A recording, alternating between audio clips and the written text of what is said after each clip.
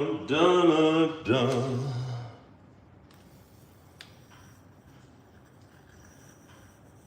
Just like to give a little shout out to my friend and watcher by the name of Opal again for sending me this Supras little lighter. It's got a battery charge. You push this little button, and I don't know if you can see it, but a little laser comes out between them.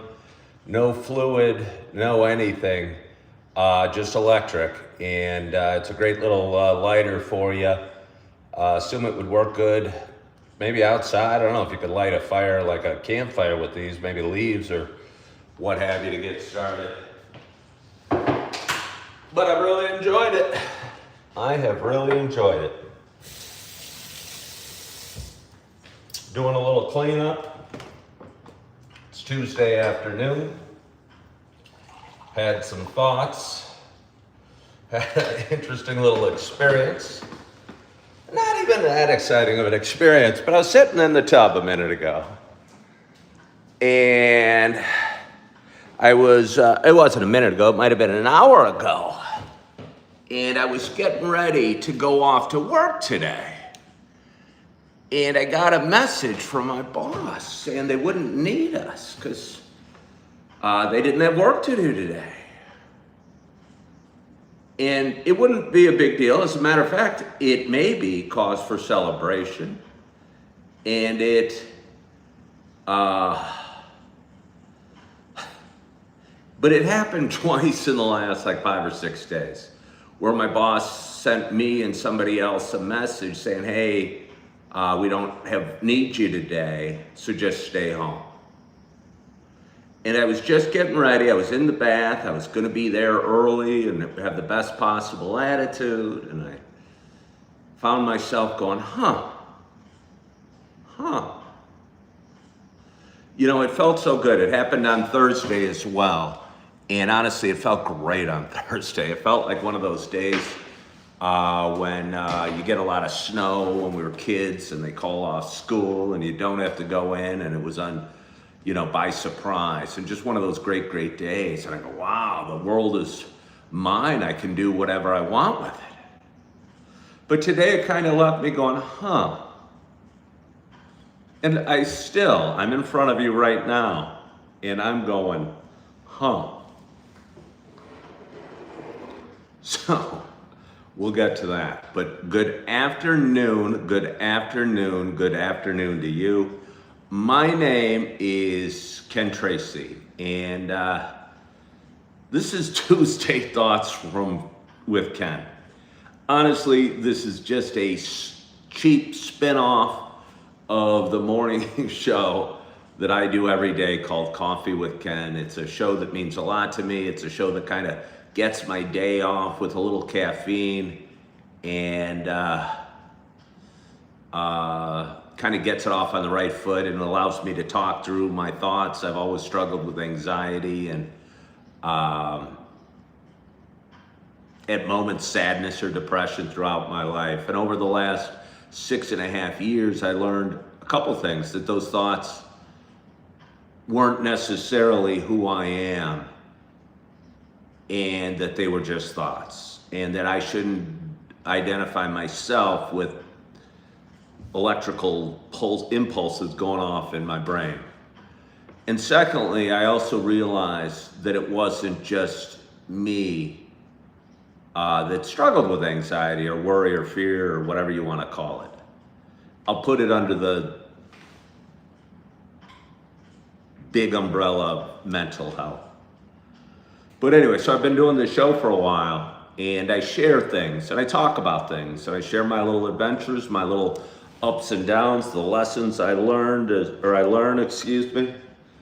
I travel down my path, if you will. And I found myself sitting in the tub on a Tuesday afternoon with my day totally opened up in front of me. Going, huh. And again, here I am in front of you, going, huh. And my huh means a few different things. I posted a video, the last video I posted. First of all, I go live every day. Hello, Pascal from Belgium. I do not collect minerals, and you say I would look like a better version of Hank from Breaking Bad. Well, I appreciate that. I'm dressed up today. Again, I'm usually in my PJs and my t-shirt that I wake up in. But today I was fresh and clean and ready to go with nowhere to go. All dressed up and nowhere to go. Felt like I just had a date cancel on me last minute, and I'm a little hurt. I don't think I'm worried at all. I think things happen for a reason. And maybe the reason was for me to go live today. Maybe the reason is for me to go to Starbucks in a little bit and edit some videos or get on a job site that I've been searching over the last couple of years. I'm kind of hooked on Indeed. I don't know if any of you are. But anyway, I posted a video earlier today about the job market. And said that the demand for my work was great. The demand for labor was, it was almost God laughing at me. The demand for labor, because I post these videos, I go live every day, I talk about what I'm experiencing on that day, and I'm about 2 months behind in the editing process. And 2 months ago, I was working 2 jobs, totally different jobs that I'm working today, by the way. But that's maybe not conversation for today. Maybe we'll get to it. Maybe we won't. But either way, they both needed me to work all the time, and there wasn't enough of me or other people to go around to cover their needs.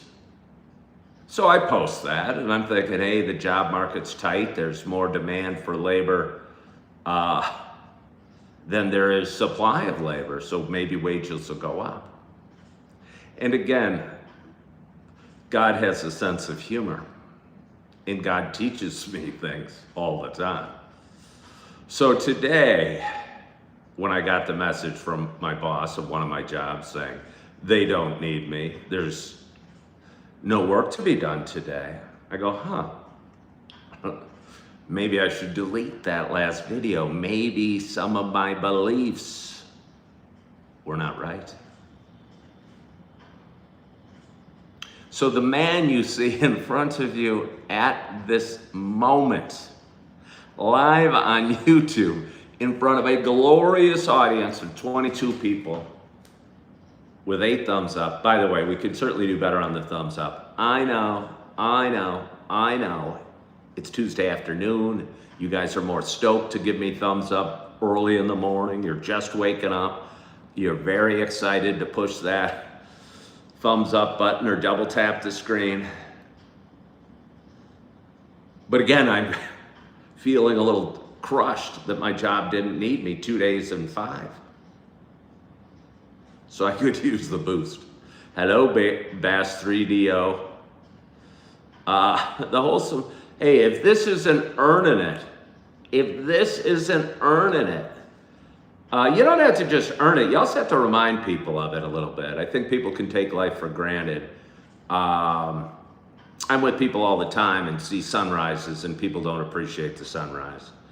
Or I'm walking down the street and I have people so into their own self and life that they don't look up and see people walking or smell the roses or smile at other people.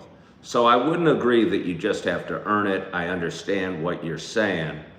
No, I appreciate your joke and I appreciate your attitude about it. But you guys give me the content that creates my show. You guys are the little driver that make my show go. I mean, I can talk to myself, but it's better when I get a little engagement with you fine folk from time to time. Bass 3DO, who hasn't been on for a while, said Amazon laying off 30,000 people. I heard it was 14,000. But either way, it was the biggest layoff in their business, whatever. But you know, that I don't know how many people they employed. They might employ 10 million people, and 30,000's not that many.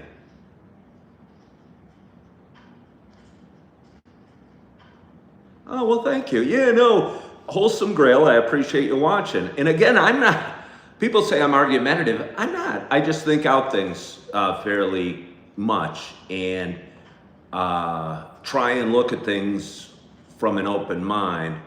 And if you say, you know, again, with the sunrise or sunset, God paints this beautiful picture and we don't give it, we barely even notice it every day. So if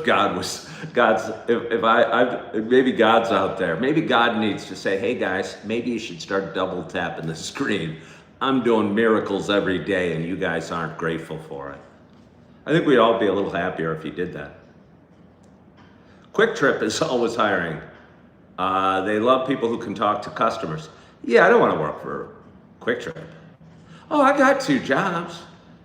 And I got a 3rd one starting next week. But I'm just transitioning. I just had a lot of thoughts. I just couldn't believe they didn't need me. I mean, I could believe it. But I must say I'm a little frustrated about it. And I don't want to put my financial well-being or that of my family on a company. Even if it's Quick Trip or Target or a law firm or... hold on here. For those that have been watching a while, for those that have been watching a while, you know it's not just a show about me talking. You know it's also a show about me sharing my love of coffee. And with that in mind, check that out. I was gonna go to Starbucks when I got the news and edit some videos. And I still may go to Starbucks, but I thought, there's a point to this, that I might be better off going live with you fine folk today. But anyway, for those that have been watching a while, you know it's not just a show about me talking. You know it is also a show about me sharing my love of coffee. And with that in mind, I got a nice hot cup of coffee in front of me. And I am so excited to have my first sip. My hope is wherever you are, and whatever you're doing, you got a hot cup of coffee in front of you as well. Cheers to us.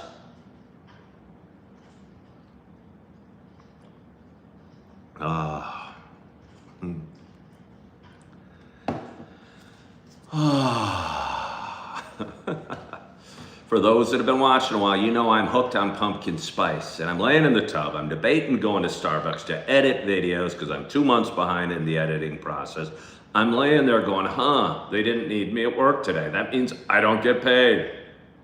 It was cool last Thursday. I felt like it was a free day, fun day. I had off yesterday. I didn't really want 2 days off in a row. So my thoughts started racing. And my thoughts started going, hey, they didn't need me today. They didn't need me on Thursday. It's awfully frustrating putting your financial well-being on somebody else's shoulders or ideas or business acumen.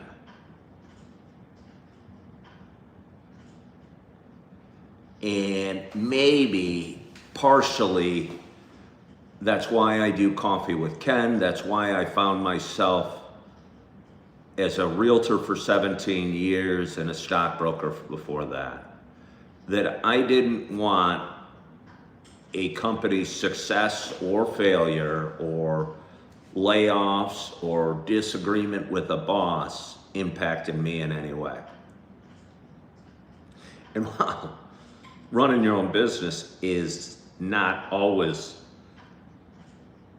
like eating cherry pie. I mean, there's challenges, there's struggles, there's stressors, but at least it's all on you. And at least when it's all on you, you can usually do something about it. But as an hour ago when I got that message and I'm sitting there going, they don't need me. They scheduled me. My day was planned around it. And I'm not blaming them. I'm not blaming them. I'm not angry at them. I like the two companies I work for, to be honest with you, and they're just trying their best. But they didn't need me today.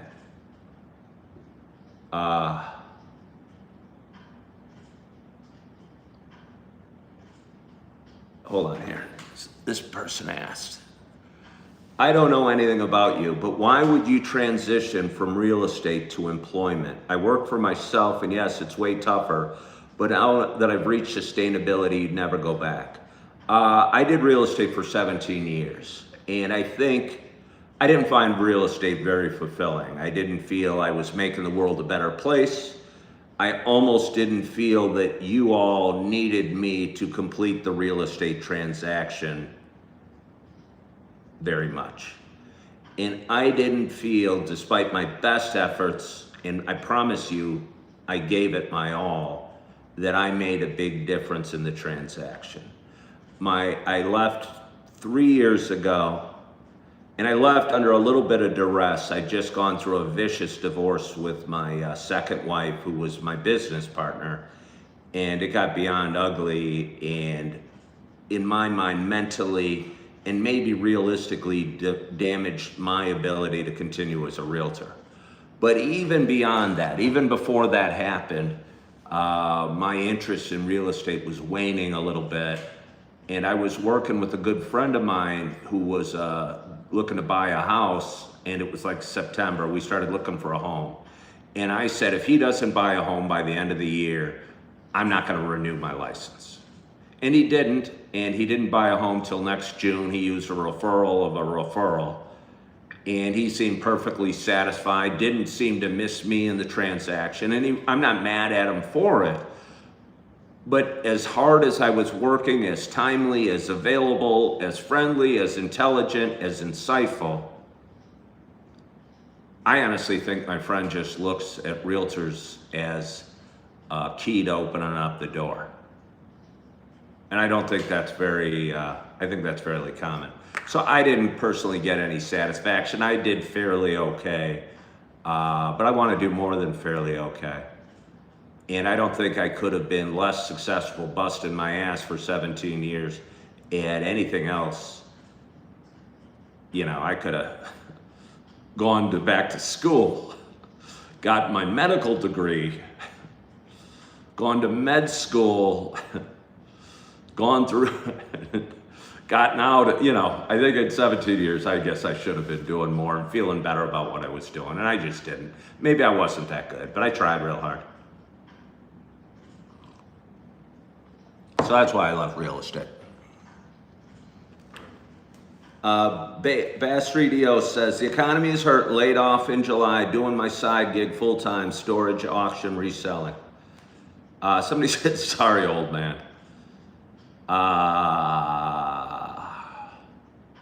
Thanks for sharing. That's an interesting source of where I can relate. Okay, well, I think that's what's cool about this show. So anyway, I'm sitting in the tub going on. Thinking back, 1 year ago, I left real estate 2.5 years ago. I floated around trying to figure out what to do. I tell you what, when you're 53 or 54 years old and you leave a job you've done and the only job you really can remember doing, which was real estate, it's hard just to reinvent yourself. And I'm not saying woe is me hard. I'm just saying I wasn't able to do it. And I worked at Target stocking shelves for 7 months because I needed a job. That did not pay the bills. But anyway, about 1.5 years ago, I found myself not able to cover my financial responsibilities, which are significant, and keep a roof over my head. I was living in the western suburbs of Chicago. I'd been a waiter a few times in my life. Somebody, a viewer to my show, sent me a link to a job in Yellowstone as a server and said, hey, they're hiring out there. You stay in a dorm, you work, they give you work, they put you in a house, they feed you, and why don't you do it? And I rode my scooter across the country at like 54 years old. I had a Suzuki Bergman 400, rode it across the country, which was an amazing adventure, terrifying and thrilling all at once. and worked in Yellowstone for a few months last summer as a waiter. Again, I was 54. I didn't know if I could handle all the standing and running around and hustle and the late hours of waiting tables. But I realized I kind of liked it. I was fairly good at it. And it paid the bills and housed me. I was lonely. It wasn't for me. It was beautiful. It was an amazing experience. It was an amazing experience. And I'm glad I did it, but I'm also glad I left when I did. Came home, got a job as a waiter right away in the western suburbs of Chicago, and was busy for like 2 or 3 months, staying in an extended stay, paying like $1,700 a month to have this tiny little hotel-ish, kind of gringy-ish hotel with a kitchenette. And that was cool until the restaurant I was working at started to slow down. My money dropped, my shifts dropped, the schedule dropped, and suddenly I found myself going, I'm still driving a Suzuki Bergman at this time. By the way, the Bergman had no problem over the mountains. Somebody asked, how did you get that 400 over the mountains? It had no problems over the mountains. Oh, it was so awesome. I'm thinking back, I don't know, Woku, if you're a real rider or not, perhaps you've heard of the road, the Beartooth Pass. It's one of the most, I'm getting the chills every time I bring it up, the most amazing stretches of highway in the world for riding. And it's called the Beartooth Pass, and it goes from basically Yellowstone, a town right outside of Yellowstone, up and over the mountains and down into a town in Montana, I think, called Red Hook or something like that. I was only there one day, and I rode it, and it was amazing. And I had the blessing of riding it there and back in one day, and it was just amazing. I posted a video, it's a year and 3 months ago, and it's probably on YouTube, and I'm standing just on the top of this place, like 11,500 feet, and there's this massive Red Lodge, is it called? Okay, Red Lodge, thank you. Let's see. I think it's important to remove anybody from your life, by the way, that sucks your energy. And I just had somebody ask, does he read or does he just yak? They weren't satisfied with this live show. So I've removed them from the channel, and they will not be back. They won't be back. Anyone that introduces themselves with a bad attitude, I don't want in my life. I used to give people second chances and try and convince them to stick around. Hey, I'm friendly, I'm nice. Get rid of them. Get rid of the crappy people in your life. And that woman was a crappy person. So anyway, where was I? Oh, so it rocked and rolled over the mountains is what I'm saying.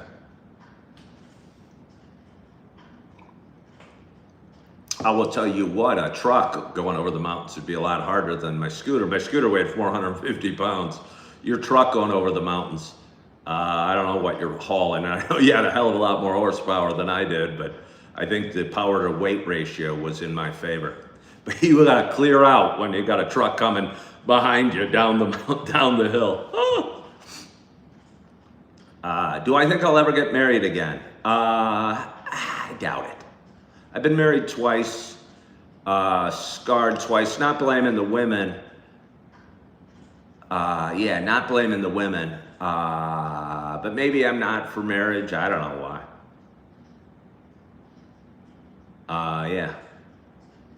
Where was I? Oh, working at a restaurant last fall. It got slow. Could no longer afford my extended stay.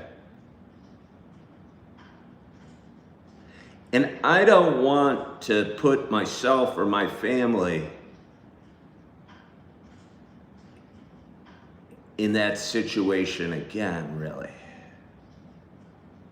And while I applied at a job I think I'd be awesome at yesterday, I think I'll be awesome at. I'd really be excited. The pay's not great, but I'll tell you what, I would say yes immediately and figure out the rest. And say to hell with these jobs that are calling me and not needing me. It was nice knowing you, but I have something better. And I also have another thing that I think I could change the world with a little bit, make the world a little bit better a place that I think might also fit my skill set that I know desperately needs help. And I think I could enjoy and be pretty good at as well. But either way, my point was, running your own business. I had an individual who said, that commented on that video that I was referring to a minute ago, that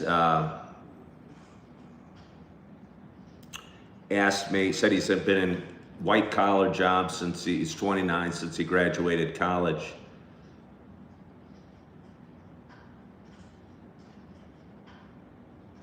Well, thank you, John Costello. Thank you very much. I appreciate you watching.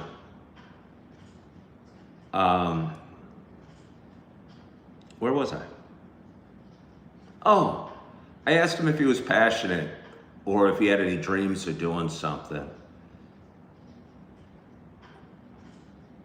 And has he considered starting his own business? And I know we need employees in this world, and I know we need people that do all sorts of things and would rather not take the risk of running your own business, because there are risks and it is hard and you put in a ton of hours and you have sleepless nights and, depending on the business, months without paychecks. But I think no matter what, I would always rather go down fighting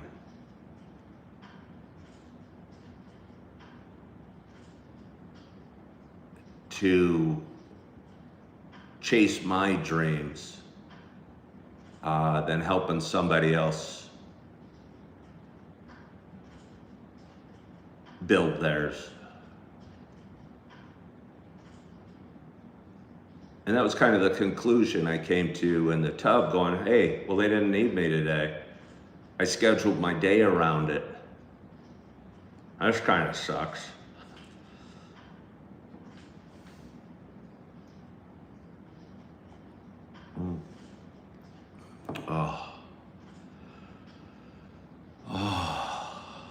So that's a long-winded reason to get to there. Heal yourself to heal others, says Getting to Know You. And by the way, Getting to Know You, thank you for having your name in green. Somebody else was looking to become a member of my page today. And I wish I had something awesome to offer. I don't want to offer anything. What's your name again? Getting to Know You. You guys that are watching see that person's name in green. And that means they paid some money to be a subscriber, not a subscriber, but a member to my page. Honestly, I don't know what that really benefits her, but I appreciate it. Steve. Excuse me.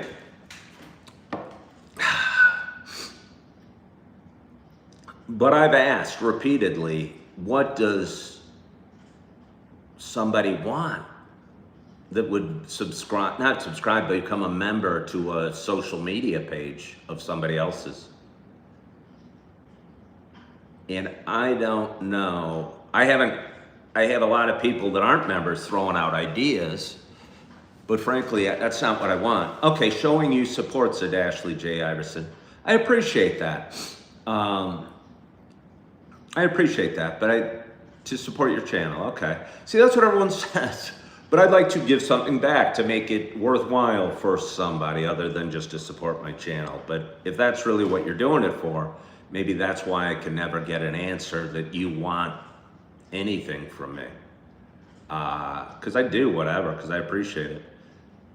You seem to have thought a lot about these things and approached with reason. The next step for you is to say things that push consensus. Open the Overton window.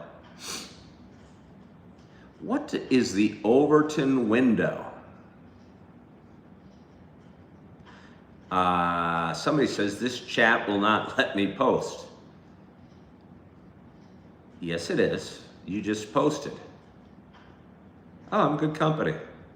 We're enjoying time with you. Well, that's sweet. Peter Bean, what's the topic? I was supposed to be working. I was supposed to be working. My work did not need me today. So I was left with a huge void in time. I posted another video today about mastering the basics.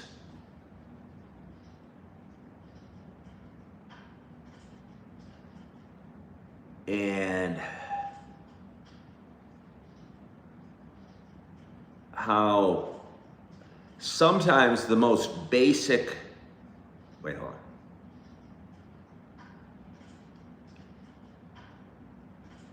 The Overton window is the window of acceptable positions, opinions.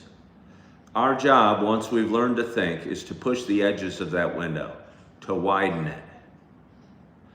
Well, am I pushing the Overton window? I like to challenge thoughts and think big thoughts. A lot of times people will hop on and ask political questions or questions about immigration or Roe versus Wade or whatever. And I think I have, I mean, obviously I like my perspective on it.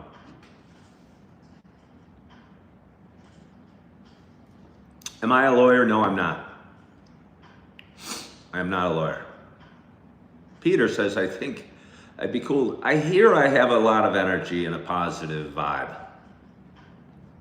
But I haven't been able to convert the enthusiasm, the positive energy, and the good vibe into just the right career yet. I talk about it that I was a server. And as good as I am with people and friendly and accommodating and hustling and doing my best, like my hand skills aren't great. Like to pick up a plate from the table or pour a glass of wine, I kind of have nervous hands. So I think a lot of times the easiest things to do, the most basic fundamental things to do at work, I struggle with.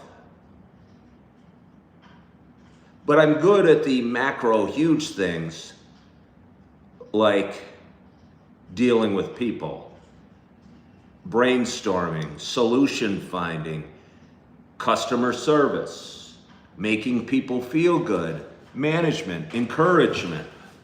But I struggle with, like I did the video today about, I'm not good at rolling silverware. One of the most basic tasks of a waiter is to roll silverware at the end of the day so there'd be plenty of silverware left for the next day.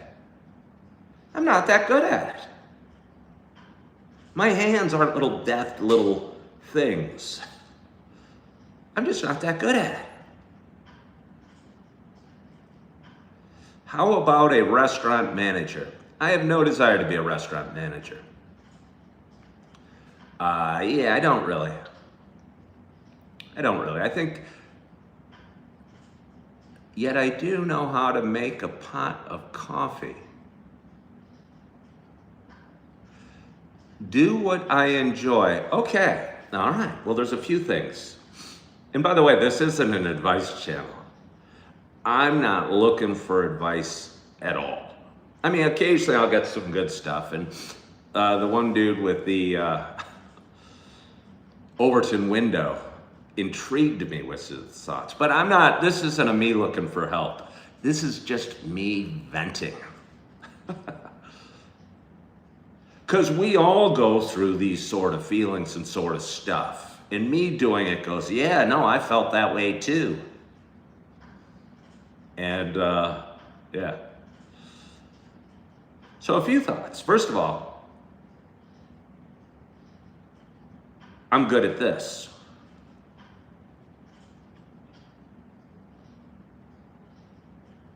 So if I'm looking down on me from above, I'd say, Ken, you might not be great at rolling silverware. You might not be great at opening a bottle of wine. You might not be great at brain surgery, at flying a plane, but you're sure good at communicating with people and connecting to people.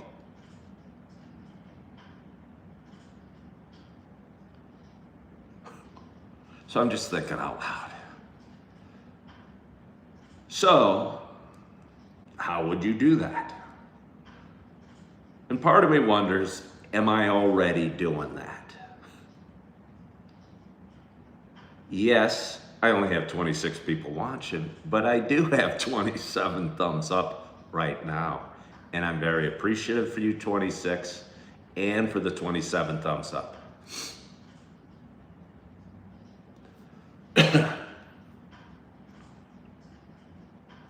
But I've been working fairly hard at this.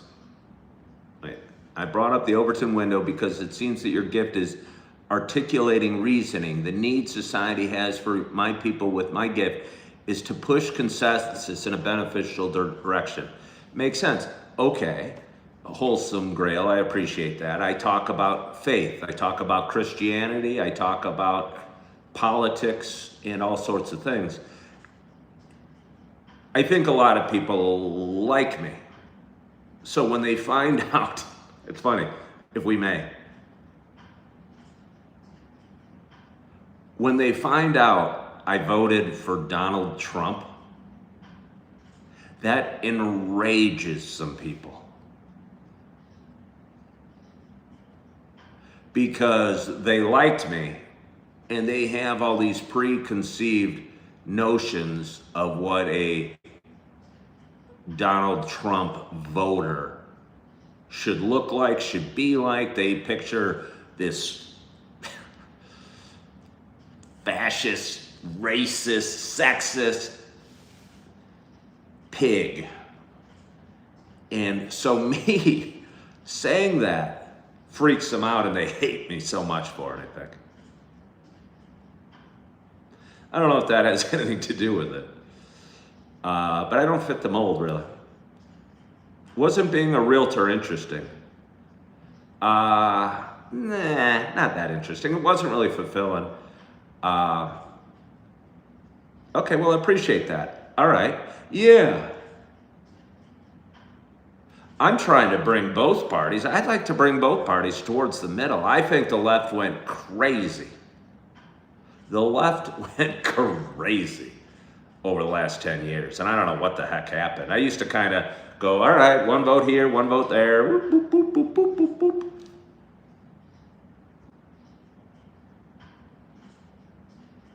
But then they started defunding the police and saying it's okay to steal $1,000 worth of merchandise at businesses. And it's okay to do drugs on the street. And that seemed off-putting to me. Hey, I got a subscriber today just because I have no hair. I appreciate that. Whatever gives me no hair, or whatever gives me a subscriber. Let's see. Drugs are fun, Ken, said somebody. They're fun, but they're so, if they weren't fun, people wouldn't be hooked on them. But just because they're fun doesn't mean we should do them. And I have lots of thoughts about that.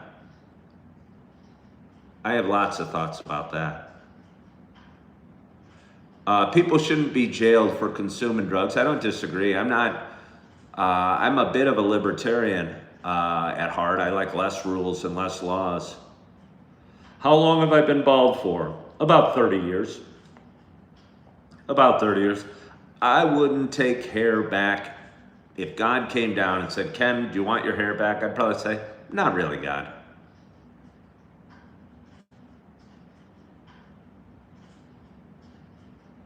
People are hooked because their lives are miserable. That's two different things.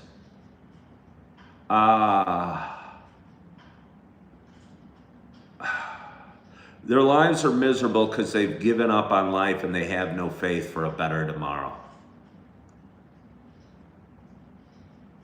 And I think another one. I talk about faith, but I also say, look, I don't know. I'm not sure my level of belief, but I do know when I give my worries and my fears to God, whether he exists or not, I feel a heck of a lot better. When I thank God for the comfortable bed, the ice cold water, my nice smelling candle, my wonderful audience, I feel a lot better. And I know there's a lot of people struggling with mental health issues, sadness, anxiety, struggles that get addicted or hooked on drugs because their life is miserable. But their life is miserable because they don't have faith in a better tomorrow.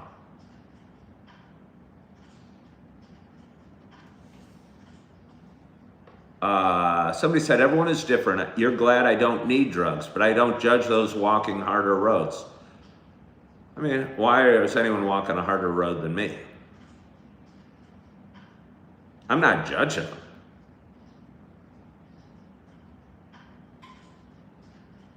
I'm hopeful for betterment than being laying on a street with a needle in your arm. I'm thinking they could do better. I don't feel God put them on the planet to be passed out on the street with a needle hanging out of their arm.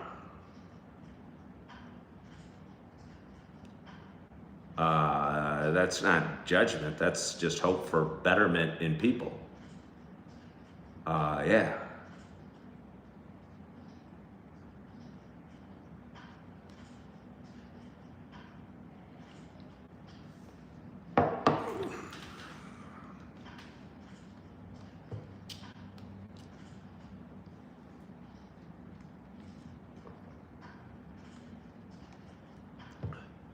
Why do people walk by and not stop? What, somebody passed out on the street?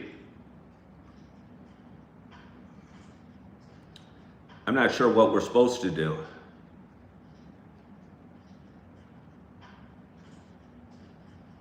Yeah, no, I don't know what to do when I try and engage and be friendly to, well, you say, yeah, help. What should somebody do when there's somebody on the street? You know, I don't know what to do. I'll try and treat them with respect and what have you. But you can't take in every person that's passed out on the street that you walk by. Call 911. Well, I don't know. From what I hear, and I live in Appleton, Wisconsin, and there's more of a homeless issue here than I would expect. And I would bet in California, in Seattle, and Portland, the issue with homelessness on the street is 10 times that. Buy them clothes, take them in. At social scale, there's no solution. The solution is at the scale of family neighborhood. Sheboygan, Wisconsin's also bad. See, now that's just, I don't mean to laugh. I'm going, who would have thought there's a big homeless issue in Sheboygan, Wisconsin? And I'm not mocking them or judging them. I lived in my Kia Soul 1 year ago. I know society can get you by the huevos and grip tight. And honestly, I think the only way through that is having faith, because when you have faith and gratitude, you become optimistic. You learn to walk in joy despite your circumstances. My brother Steve took his life 3.5 years ago. He was amazingly gifted in a million different ways, but he had no faith or belief that things would be better. He just looked at life as a series of pains in the ass and decided he wanted to stop playing the game. That's sad. Somebody said in Bloomington, Indiana, there's a huge homeless problem there. Who would have thought in Bloomington, Indiana? Woku is saying they need state institutions again. What do you mean, like mental health institutions or homeless institutions or what?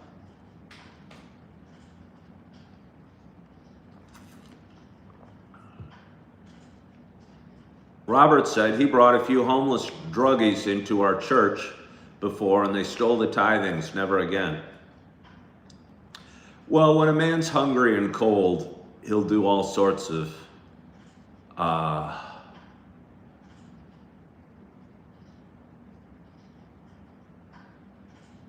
bad things.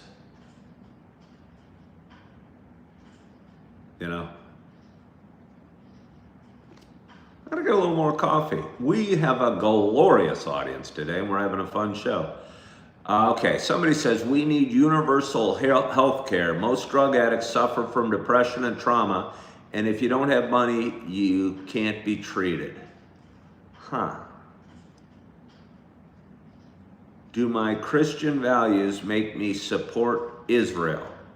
Huh. There's such a thing as reprobate, though. Sometimes they're not just desperate. Sometimes it's a choice. Another friend of Bill. Somebody, I was out there feeding livestock. What kind of livestock are you feeding? By the way, I'm reading the Bible 2 chapters a night. And it's funny because they talk about oxen and donkeys, like specific livestock, and what to do if an ox gets away from your neighbor and you happen to kill it for some reason. It's very weird. They build them apartments and give them to them for free, and they still continue their homeless behavior. Hamalkar, where do you live that you say here? Where is here for you? I'd be curious.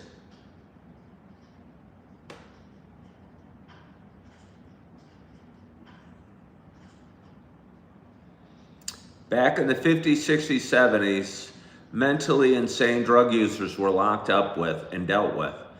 Well, Woku, that doesn't sound ideal to lock people up for mental illness or for drug use. And when you say dealt with, I tend to think that means, I don't think any of that sounds good. Hungry Kitty, I rarely go live at this time. I had a sudden absence in work to do this afternoon. And I thought about going to Starbucks, getting some coffee, editing some videos. And I thought instead it might feel more liberating, move my business interests forward, because every time I go live,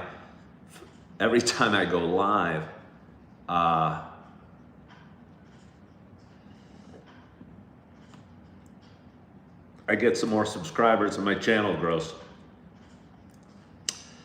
Is it ideal to let them run rampant and make the innocent less safe?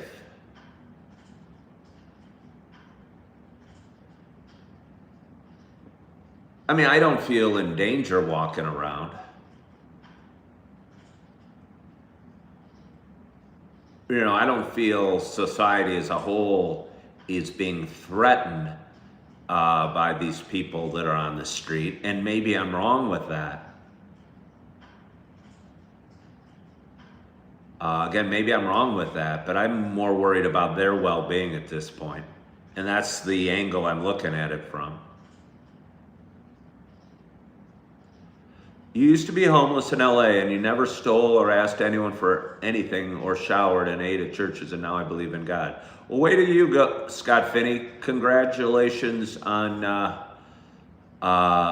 you turning your life around. And that's what you did. And I think we should all try and turn our lives around, or at least have it going in the right direction. None of us are ever going to be perfect or have it all figured out. And money and gorgeous wives and fancy cars aren't the answer to what's lacking inside either. And I'm not totally sure what is, other than faith and gratitude are really my two things I hang my proverbial hat on. I'm going to get a little more coffee. What would Jesus say about computers? I don't know. How do I send an email? How do I send an email? Is what Jesus would say. I want to post on Facebook that I'm having a sermon. I want to get as many people out there as possible. I want to send out a spam email. Sermon on the Mount this Sunday. It's going to be a biggie. It is going to be a biggie. Somebody's going to write a book when they get it all figured out. All right, I like that.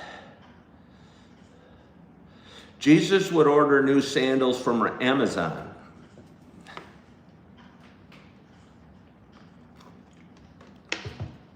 Maybe so. I'm going to cover up my coffee again. It's better than on streets. If you have mental problems, you need institutions. More so they have.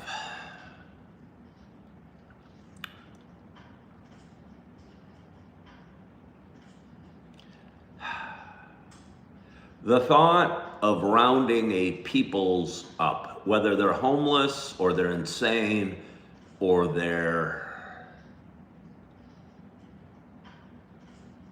addicted to drugs, and put in institutions is kind of a frightening thought to me.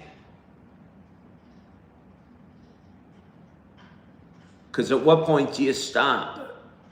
Illegal immigrants? Do you round them up and ship them back to wherever? You know? The thought of rounding up people against their will and making them go somewhere, to me, harkens back to the Nazis. And that's off-putting to me.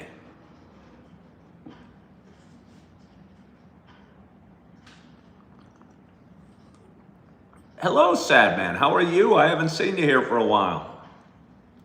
Woku says it's realities of life. I don't even know what that means.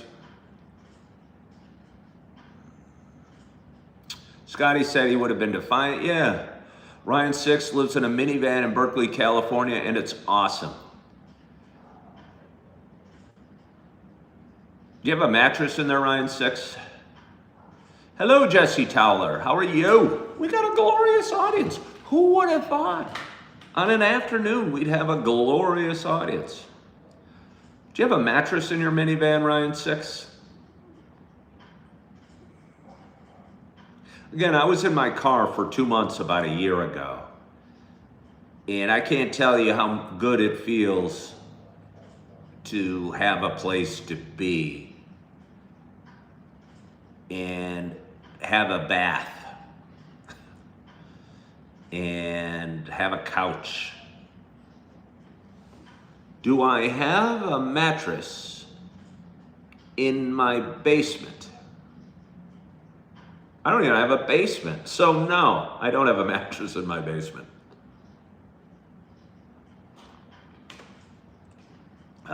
You have the twin mattress in your Dodge Caravan. All right. And you're in Berkeley, California, so it's moderate temperature, and you could easily shower at Planet Fitness or a gym or whatever. You probably have a gym membership. And you eat whatever you eat. I say it works.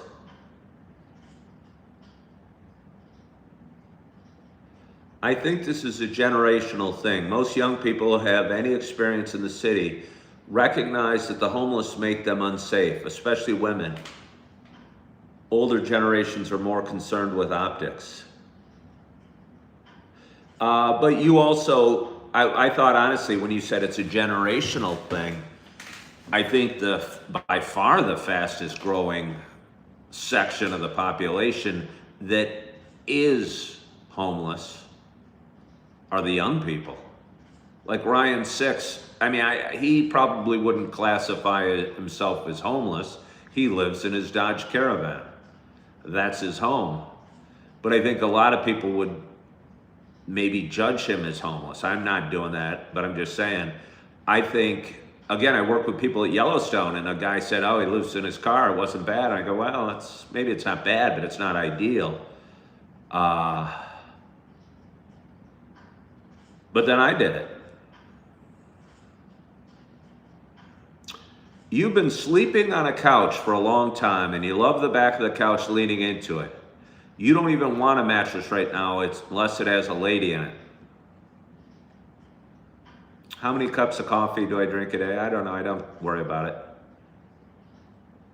YouTube shows how good and evil humans can be. Woku lived in his semi. Yeah, that's the life of a truck driver.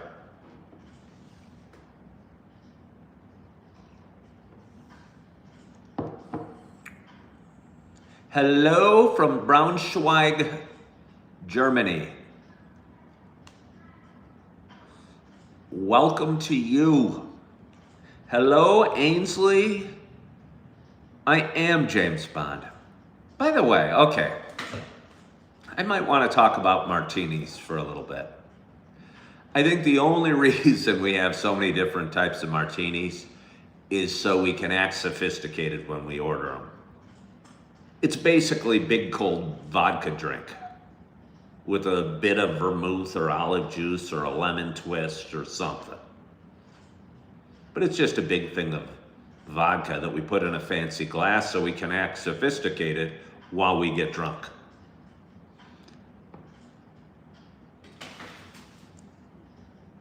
Let's see. I think we need to differentiate between hippie, van life, short-term homeless versus the seriously unwell that congregate on the streets in the cities. Bond is low. He's a high-functioning alcoholic. He sure is. What is my favorite color? It's purple. It's kind of a blend of my two favorite colors, which are red and blue. Why don't mattresses have backs to lean against?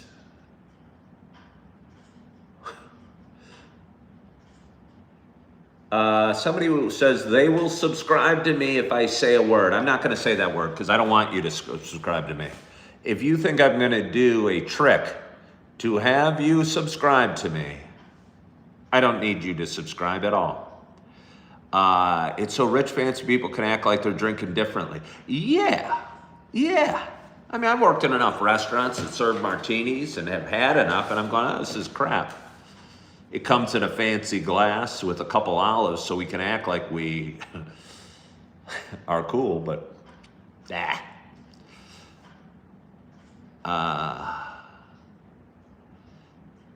can I do an Optimus Prime speech? Scotch and red wine are the best spirits. That's why they don't get mixed and watered down. Well, you do like scotch and soda, right? Isn't scotch and soda a drink?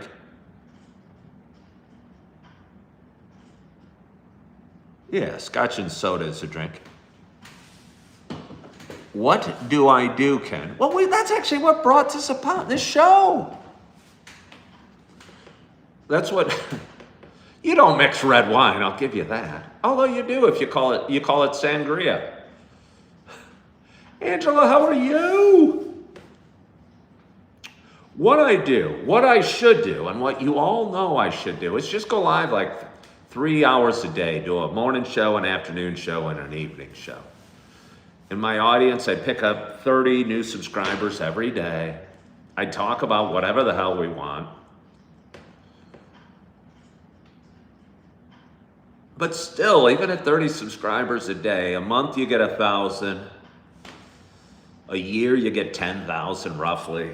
10,000 subscribers doesn't pay much on YouTube. You need a lot of views. It's frustrating. I watch my views, and I mean, every hour I have like 200 people watching one of my videos.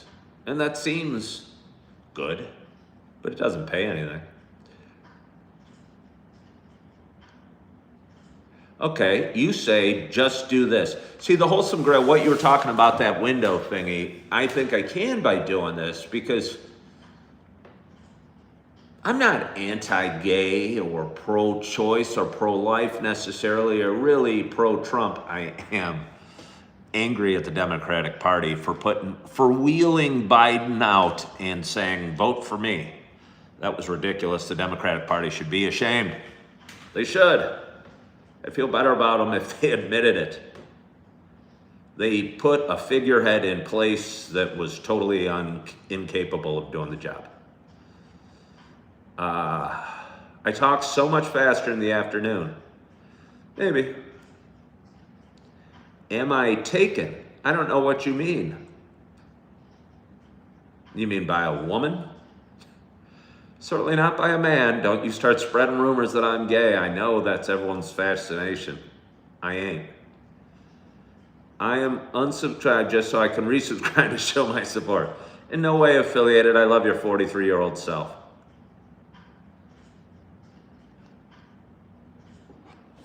Okay. Well, all right. So how do I pay the bills doing that Wholesome Grail? I mean, I can keep doing what I'm doing, but again, I kind of got miffed that they called me off today and didn't need me.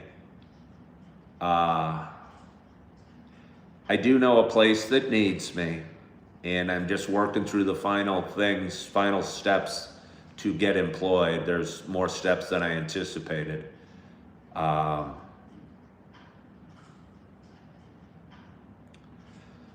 I did find a job that I'd be excited about.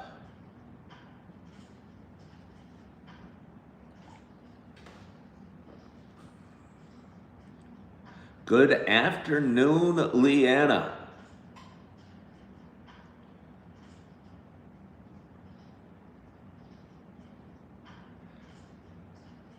In some ways, this is a safe place for discourse, for you and for me. And not argue, because as long as you're not mean,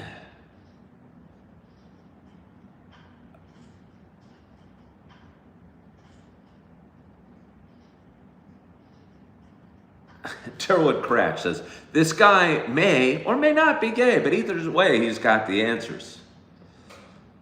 I mean, I appreciate you thinking I have the answers. I'm not sure why you just don't take my word for it and accept me. I would say I'm gay if I was gay, if I was remotely attracted to dudes.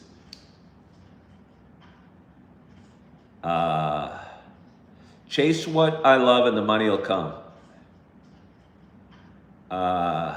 You're just here for the wisdom. Well, I remembered your age. Of course I did, in no way affiliated. Because your mama calls first thing in the morning to wish you happy birthday.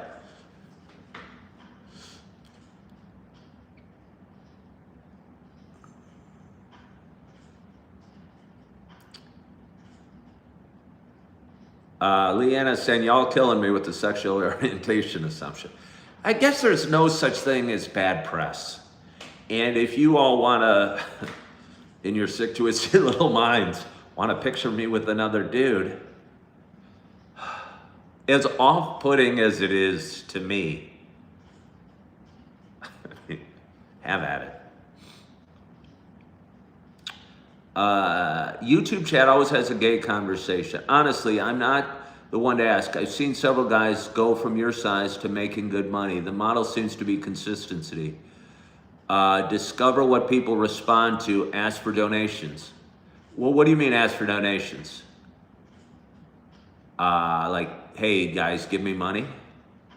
How do they do it? Help me grow my channel?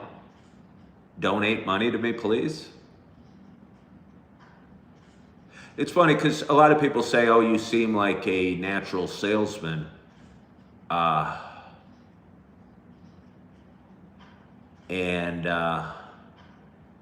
struggle selling various things, but I don't think I struggle selling myself. If I'm in an interview, I'm pretty darn confident. Help me grow the channel. Help me grow the channel. See, nobody's donated to me. I just would feel awkward saying, help me grow my channel. Donate to me, please. Let's see, literally that. Watch a Crucible stream. I know YouTube wouldn't agree on much, but he starts every stream with a donor goal. Wow. People can super chat to me right now, Ashley J. People do super chat from time to time. I almost have 10,000 subscribers. It's not easy getting 10,000 subscribers. I probably don't pat myself up on the, and I don't have it yet. I don't have 10,000 subscribers yet. But I'm getting there. And I'll tell you what, probably 1 out of 1 million YouTubers has 10,000 subscribers. I can't do it with a straight face. Hey,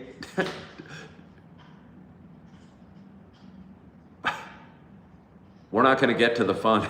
I can't do it. I just can't do it. Hey, Eric Lapointe sent $1. Hey, thank you, Eric. I'm going to give you a like on that. I appreciate that. But that's very kind of you, Eric. Thank you. Angela says I'm doing a great job on my channel. I'll tell you what, I'm consistent as heck. If you like to see your name in green, join his membership. It's a way to support. If you want me doing anything, make your name in green and ask for something. Getting to know you, your name is in green. If you want to talk tonight for any reason because you're lonely, I'd call you and say, hi. I mean, I don't want to talk to the whole world all the time. There's one guy I know who begs for money like every hour. He lost a lot of viewers because of it. How often do I upload? What do you mean upload? What am I drinking? I'm drinking coffee. Leanna subscribed last week. Like, how many subscribers did we pick up today? Okay, the Wholesome Grail. Hey guys, I'm trying to make content full time. So if you'd like to see more content, please donate to support me.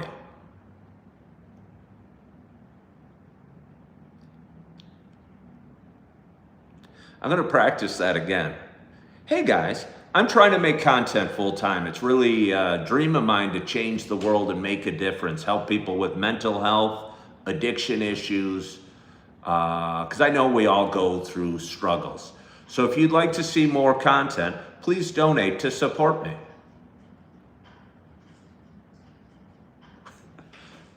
Oh, I need to count. That was an easy script. Hey, Holy Grail. Look at that. It worked. Are you purposely ignoring me? I guess I'm blocked or something. No, Phoenix, I'm not purposely ignoring anybody. As a matter of fact, I think you asked me if I was taken earlier. It intrigued me. I would love to go to a cup of coffee with a woman. Is anybody out there?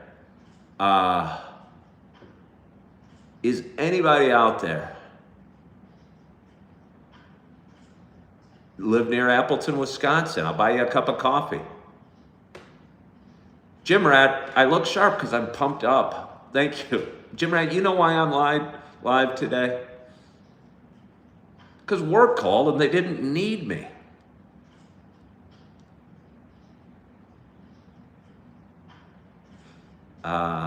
Quit stalling, I do. You live near Wisconsin? Or you live in Appleton? I mean, your name's Quit Stalin. I've always kind of wondered what that means. Wait. Ken, if you can figure out how to get me on there. Oh, Todd Chrisman. Holy smokes. You're the sweetest thing, Todd. Decide the differences, you can find me. I'm always here. It's just like your point about needing to remind people to like the stream. They also need to be reminded this is your job if you want it to be. Well, I think this would be what I should do. Again, I was a realtor. My buddy Todd, who just donated, I remember talking to him right before I left real estate, and he goes, hey man, I was planning to use as a realtor. I would have felt bad charging my friends big commissions to sell their house. The difficulty of being a realtor wasn't selling homes, it was getting clients. And I knew my friends cared about me and liked me a lot, so would use me because of that. And then I'd be charging them what I thought would be exorbitant commissions to do the transaction. Jim Rapp, well, thank you for hopping on today. Wait. Durwood Cratch? Who are you, Durwood Cratch? Todd, if you're watching still, and thank you again for that generous donation. Do you know who this Durwood Cratch is? Phoenix wants me to keep her warm. Well, I'm not here to keep anybody warm. That sounds kind of creepy. Not totally creepy. I'm not going to dive into, I like to say I'm not going to dive into a romantic or sexual relationship real quickly. I haven't gone on a date in 2 years. So I guess I've already accomplished not diving into a relationship real quickly. Hello, Angel A. How are you?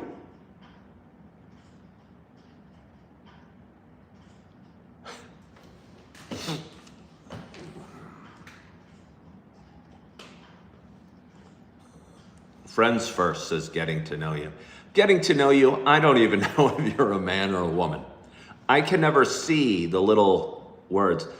Your heat to prosper in the only way you've learned, but it's not from our highest power. But I'm capable of helping if I want to. What would Jesus say about your wife sleeping with some guy? I don't know. I don't want to speak for Jesus. Please don't meet anyone for coffee off of a live chat. There's a lot of weirdos out here. Oh, I know there are, but I mean, meeting for coffee is fairly safe. You know, meeting for coffee is pretty safe.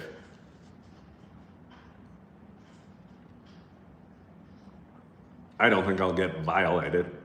I mean, I really have a good friend who lives in Wisconsin that I met from this and helped me move to Wisconsin, and is the one person I really know that still lives in Wisconsin.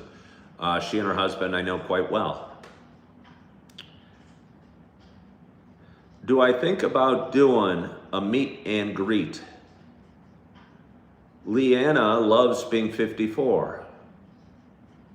My Packers on a roll. I'm not really a Packer fan. You see how that worked though? $16 in 5 minutes. It's just how it works.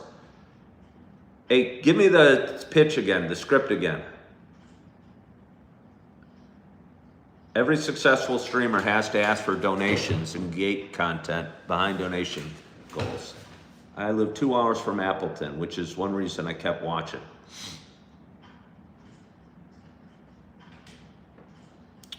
Again, your name is Quit Stalin. Are you impassioned by the Soviet Union or Stalin or Lenin or communism? What's the medium house price in my country? I would say where I was from in Naperville, the median house price is probably like $500,000. Where I live now, I'd say it's $250,000. What am I doing for a living? I'm a content creator. Guys, I work really hard at this. So if you'd like more great content, sorry, see, I can't say it without laughing. Please donate. It would help me go live every day and continue to offer content that I think is valuable, that I think matters. I'm practicing. Quit Stalin, start Russian. Oh, it's a Three Stooges joke? I never liked Three Stooges a heck of a lot. Never really liked them. Well, thank you, Wholesome Grail. You live in Gurnee. Oh, you're calling me a flatlander because Wisconsin. I get it. Gurnee, well, that's not too far. I drive by Gurnee when I'm going back home for whatever reason. You could also set up a message from a bot to remind people to donate, but probably not as effective. Houses weren't as expensive years ago, but now the biggest winner is the bank. And then somebody called me Johnny Sins. Do you all know who Johnny Sins is? I didn't for the longest time. I was quite flattered when I found out who Johnny Sins was.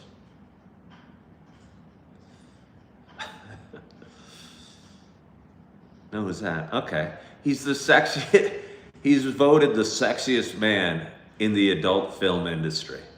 He's known for his muscly physique and his bald head.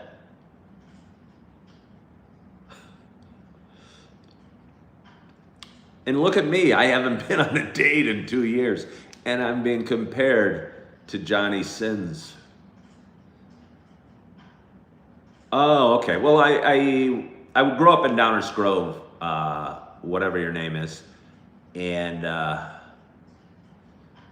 lived in Naperville till I came up to Wisconsin. Yeah, Illinois is very flat. It's amazingly flat. I heard it's the second flattest state in the country. Does anyone want to guess what the flattest state in the country is? Or do you know? And the only reason Illinois is not the flattest state, well, first of all, the flattest state must be really flat. But secondly, southern Illinois has some hills. No, it's not Nebraska. No, it's not Kansas.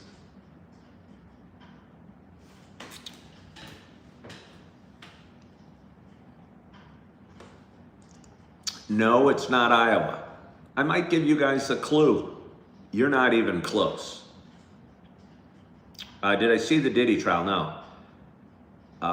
You think I'd benefit quite a bit from watching a few streamers and taking notes on how they raise money? Hold on here. The Crucible does it best. He just calls it a shameless gift break and says pay. That seems hard. But do you know what I mean? Yeah. I don't know. I agree on raising money, but I don't agree on, I don't want to be like the Crucible. I don't want to tell people to pay or have a shameless money break. I'd feel embarrassed. It is Florida. It is Florida.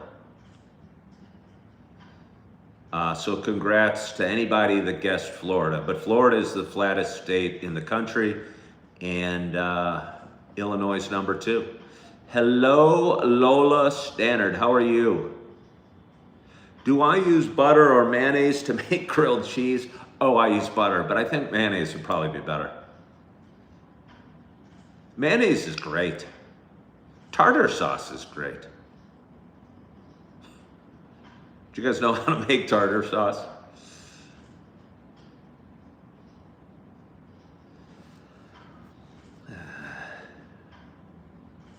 Wholesome Grail is a wise person. I might have to sneeze again. Warning. Excuse me. Well, we got a glorious audience today. I didn't expect it. We got 54 people watching. We got 27 thumbs up. We got $16 in the kitty. You know what's cool about that? They didn't need me at work today, so I went live. And look, I crowdfunded $16.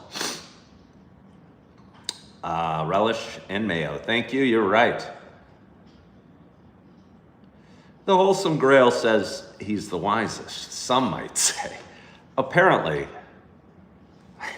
I like your confidence, Wholesome Grail. I think we should all believe in ourselves and all feel good about ourselves. I think we're trained to be humble to a fault, maybe, and almost to the point of self-loathing. And I'm sure you're kind of saying it tongue-in-cheek, but you probably are pretty wise. Yeah, we have a strange ratio. We got 2 to 1 leaning towards thumbs up. Usually it's the other way. Usually I have twice the viewers than I do thumbs up. Also, Grail, you sound like me. He just said he's almost the most humble, the humblest who has ever been. He's vain about his humility. That's the damnedest thing with the Wholesome guy. He's vain about his humility.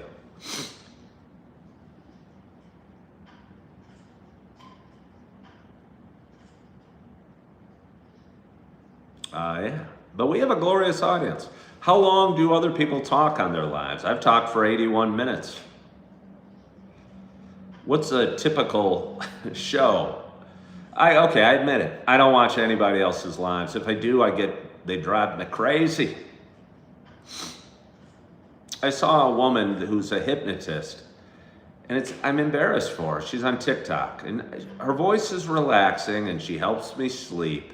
I don't really believe the hypnosis does any real great good other than helps relax me and sleep.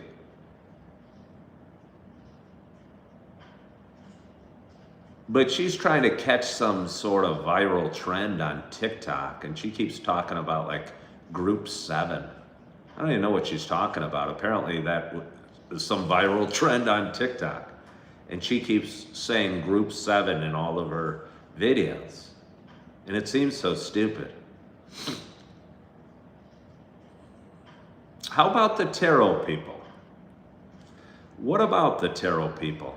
Person from Gurnee. You want me to start reading tarot cards? This is the most professional YouTube short live stream you've seen. Have I ever been professionally psychoanalyzed? What do you mean, like professionally psychoanalyzed? Like, do I have to go see Freud to be professionally psychoanalyzed? Does it count talking to a therapist? People often hop on and go, oh, what, do you have a license in therapy? You shouldn't be giving this advice. I go, why? Because I don't have a degree in therapy? I think people bow down to the degree a little more than they need to.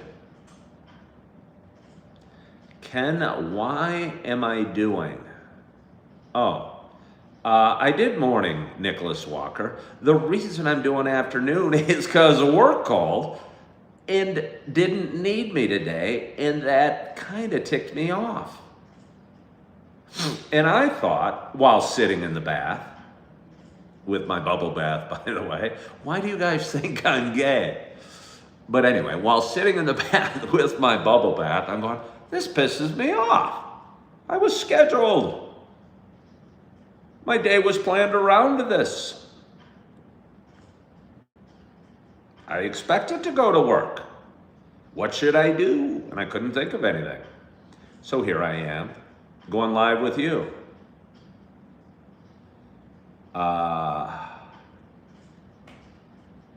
Let's see. Hello, his and her landscaping.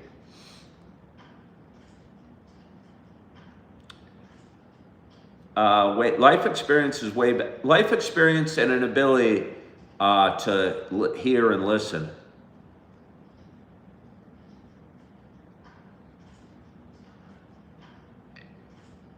Dutchie Smith, says way better, I get you. It's kind of tricky engaging in many conversations at once, by the way. No wonder I'm crazy. How do you feel about I know nothing about the 67 meme. I don't even know anything about memes. So, a job I think I'd be great at and was applying to yesterday sent me a PDF that I needed to fill out, and it was sort of like a personality test.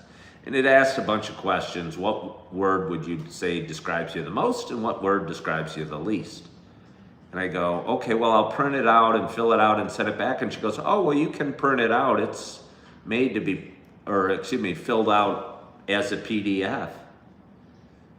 And somewhat embarrassedly, I said, well, I'm not sure how to do that, but I'll do my best. I had the day off yesterday. I was golfing. There was a wait. I got on my phone. I downloaded some editing app. And while waiting on the tee, I'm filling out this questionnaire going, well, I'd say I'm more assertive than and less humble, let's say. And so it went. And I emailed it back to her on the golf course and said, let me know you got it. And she did. I think it'd be a fun job. I'd take it in a second. The money wouldn't be good. The problem a little bit with it is it'd still be a job. And which started my show that I'm not sure I want a job. I might want to do this. Wholesome Grail, if you use any more words like Baudrillard's simulacra, I'm going to have to put you in timeout for 3 minutes because I like to read the comments. But when your comments are far too intellectual for me to follow, I must say I don't like it. I'm just kidding. I think it's fun. You taught me, I forget the name, something about a window, which made me think I'm doing it.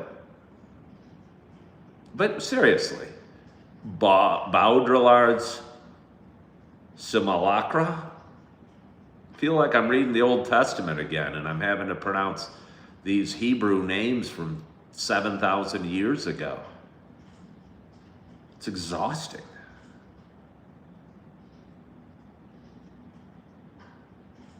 He is casting spells. He's like Gandalf. I'm gonna start growing horns or something. Thank you, His and Her Landscaping.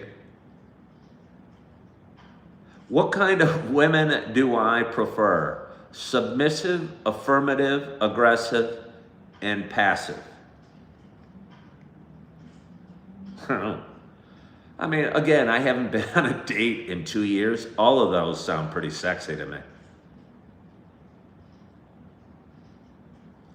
Do I have any kids? Was it worth it? Yeah, having kids. I have 4 beautiful kids.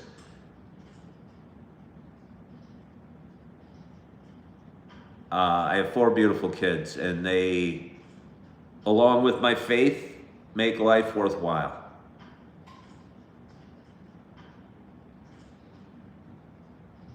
Somebody said I'm icky. How am I icky? For saying that all 4 of them sounded kind of sexy? They do. Affirmative, submissive, aggressive. Come on. The wind blows and I get aroused. I'm 57, but I'm not dead.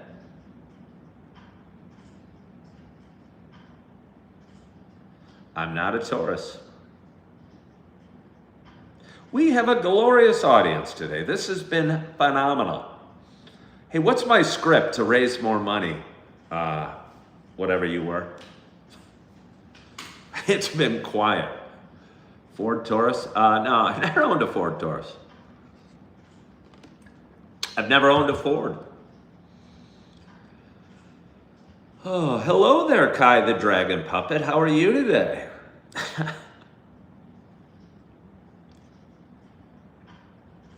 Where am I from? Thomas is tripping on shrooms right now. All right, well, have at it. Somebody's on coffee. We have such a glorious audience. Shit, I forget the name of my sage, the wizard, the warlock. Why am I single? Because I've been married twice. Maybe I like being single. Nicholas Walker wants a house tour, but then you guys would be shattered and wouldn't believe I'm a billionaire anymore.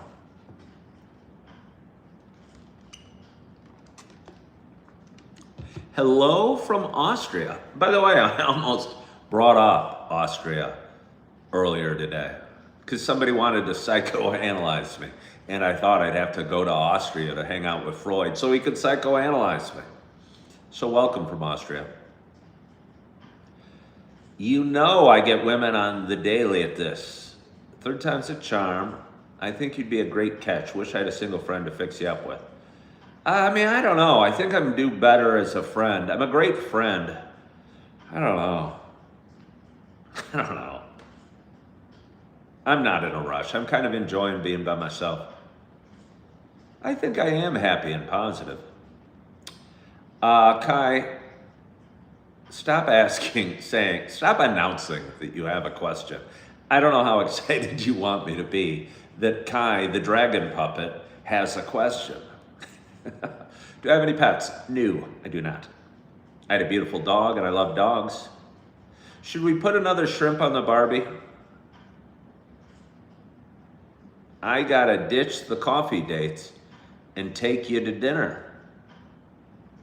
I haven't even been on a coffee date.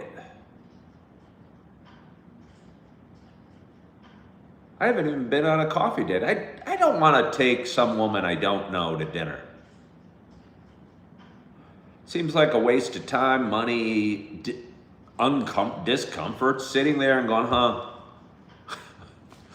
we don't get along. Usually I can tell like in a minute if I get along with somebody.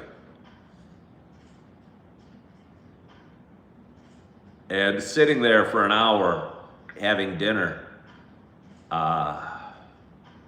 Hey, there's the Wholesome Grail. What was I going to ask you, Wholesome Grail? So you're my sage today. Should I keep talking or should I hang up? Should I leave you wanting more? Well, I'm going to get some more coffee. I'm going to get my charger cord. What was the last roller coaster you've been on? And did I like it? Last roller coaster was probably 6 years ago. I took my two older girls to Gurnee, to Great America, and I rode pretty much every roller coaster that was there. Did I like it? No, outside of I was with my daughters and they got a kick out of me screaming the whole time. Sorry, don't call me a misogynist. Like a little girl and being terrified on the roller coaster. I'm scared. I don't want to go on roller coasters. I don't want to go on roller coasters. There's my bathroom. This might be my favorite room in the house. It's my laundry room. You can see in the back there's a couple twin mattresses leaning against the wall for when I have my little ones up. Were you born in the 70s? Do you remember Kiss? No, I wasn't born in the 70s, but I certainly remember Kiss. Oh, okay. How's that? Yeah, that's kind of fun. What if you get confused and your intro, and say your intro to my date, but say, good afternoon, good evening, good evening, good evening. Thank you for coming. My name is Ken Tracy. Yeah, we know that. I was on Match.com. I don't even want to go on a date. Women, Well, just note to self, just plugging cord into my couch, by the way. Can your couch charge your phone? I wonder if it can. Need to plug the couch into the wall. Without that, there is no man. And voila, we have charge. We have charge. Man, were you born in the 60s? You look great. Yeah, I was born in the 60s. I was born in 68. Thank you. That is the kind of take that will develop an audience. Which take? Do I live in a loft apartment? Yeah, it's a historic building. It is like used to be a newspaper. I live in Appleton, Wisconsin, and they have a newspaper called the Post-Crescent, I guess, and it used to be printed in this building. And it's on the National Registry of Historic Places, and it's a super cool building with huge, like, I don't know if the ceilings are 12 feet high and huge, huge windows. But it's an amazingly, like, look at that. It's an amazingly cool apartment, and I was lucky as heck to find it. I was driving around, I was new to the area. I was living in a hotel that honestly was the second lowest cost hotel in Appleton, Wisconsin. And for the first month I was here, and after I had gotten some stability with work, I started driving around looking for places, and I saw this place, and I pulled in and said, hey, do you have any rentals? And the management, the manager stared at me like quizzically. I think she was thinking, duh, we're an apartment place. Of course we have rentals. She's now a friend of mine. But either way, and rented this, and have been in here since the end of March. Feels great.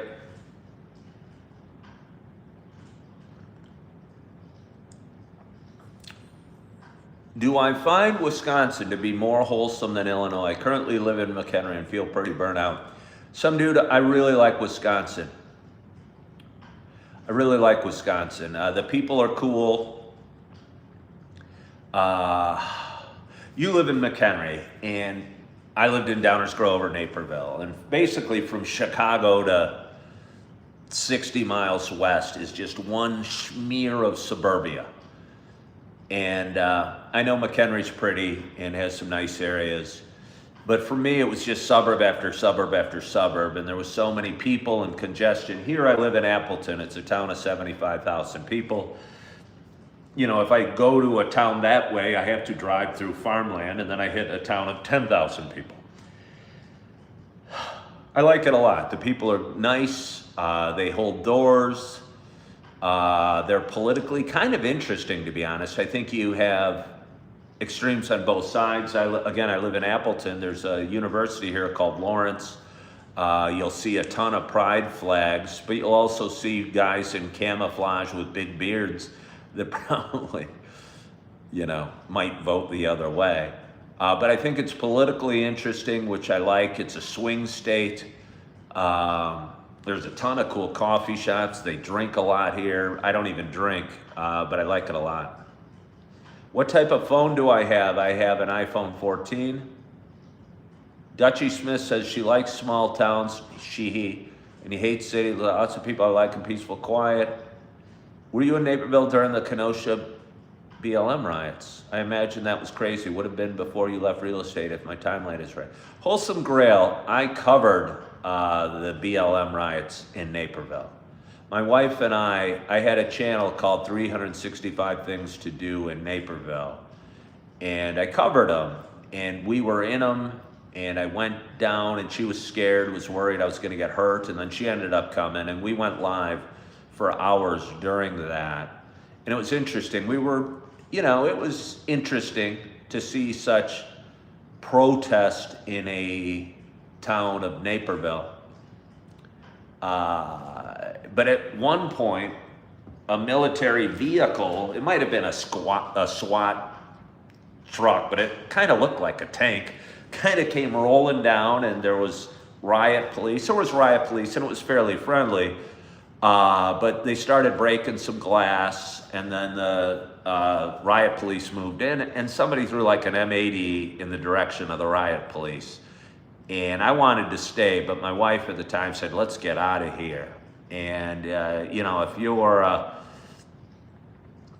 cop on edge wearing riot gear and armed, and somebody throws an M80 at you, things can go bad in a hurry. And we left.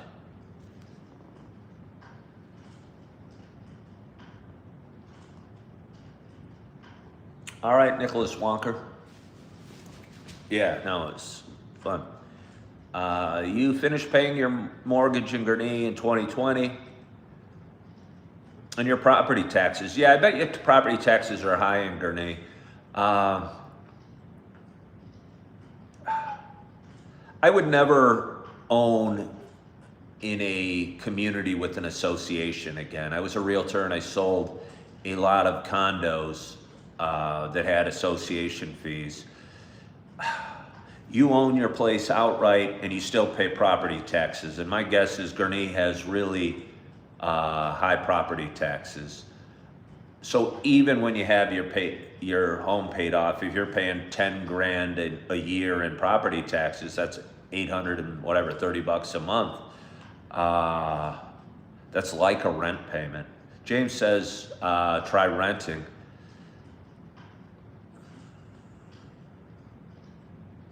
Yeah. And, you know, I know people spending over $1,000 a month in property taxes and they don't even have that huge of homes. It seems kind of crazy. If you have kids going to public schools, you're getting so much bang for your buck when you're paying property taxes. But when your kids go off to college and move out of home and you're living in an area, let's say like Naperville, Illinois, for anybody that doesn't know, that has one of the best school systems in the state of Illinois, one of the best places to live in the country according to a million different polls. Again, you get a lot of value when you have kids in those school systems, going to those playgrounds, benefiting from the beautiful city that it is. But once your kids grow up and you're stuck and your property taxes are now at 15 grand a year or what have you, and your kids aren't going to school, you're wondering, what the heck am I doing? Yeah. But yeah, if you have kids in school, property taxes shouldn't be a big issue for you because schooling's expensive. Some dude wanted to get a home in Naperville. New houses start at about $350. Yeah, I mean, there's some smaller homes. There's a cool neighborhood that I lived in just north of town with a bunch of smaller homes for $350. But if you're wanting to get like a 4-bedroom, 2.5 bath home in Naperville, you're probably looking at $500 on up.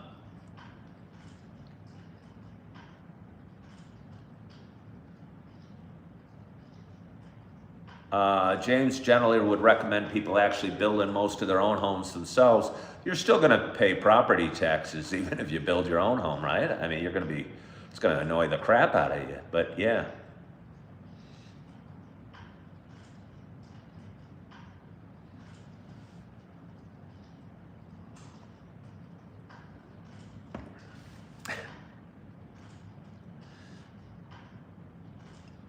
I'm trying to figure out my script. Somebody told me to practice my script, so I'm going to try and do it with a straight face. Hey guys, I'd like to create content for a living. I currently have 2 jobs and 4 beautiful kids. I go live every morning on Coffee with Ken. I think my show matters. I talk about life. I talk about real estate, about addiction, about mental health. And I think my content hopefully resonates with an audience. If you'd like to help me become a full-time content creator, I would greatly appreciate you making a donation to the cause and enable me to keep making valuable content for you every day.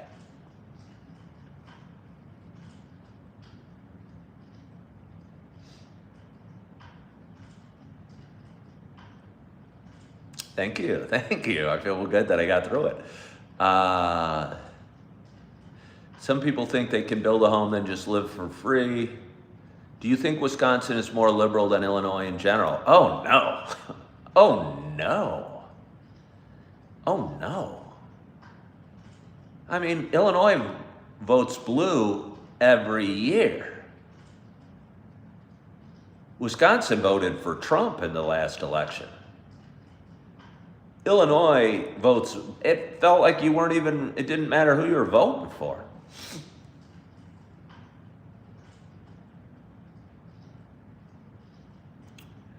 Just Chicago and the suburbs, okay. That's liberal, yeah, but that's most of the state. Yeah, okay, which is most of the state. The rest of it is sparsely populated, but if you go down to East St. Louis or Springfield or Champaign, I'm sure they're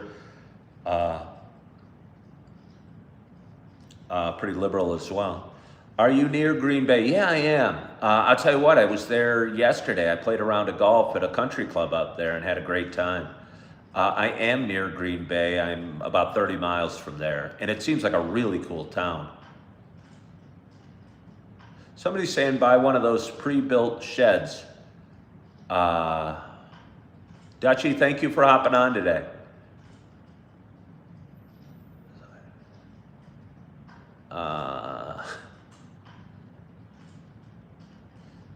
I'm an inspiration to trans men. I mean, if I am, that wasn't my point of this show. I mean, if I inspire anybody, that's cool. I mean, trans men? Does that mean women that dress like men? Or actually have the surgery?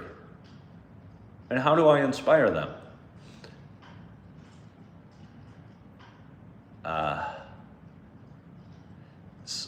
Dutchie's a Green Bay Packers fan. I'll tell you what, I went up to go golfing at this course.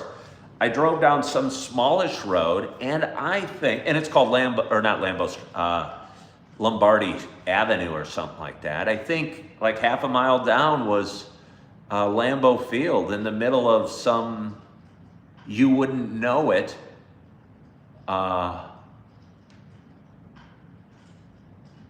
place where a huge stadium is. And I don't know why I didn't drive down the next mile and see. Do people in Green Bay have Canadian accents?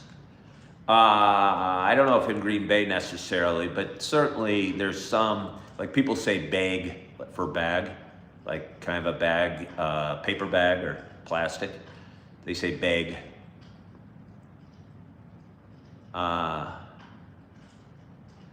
I am confused. You look like you're taking so many, That's so interesting, Dirty Muffler. That's a fascinating comment you made. I appreciate that. A boot, yeah, a boot. Can I do a backflip? No, I can't. My daughter can, does that count? You've never been at one of their games, nor have I. And again, I'm not a Packer fan, although I do have a Packer jersey.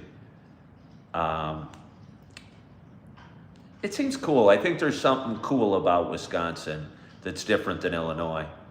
I think the state feels as one a little bit, and as somebody was saying about Illinois, it's all Chicago and the suburbs, and then farmland straight south.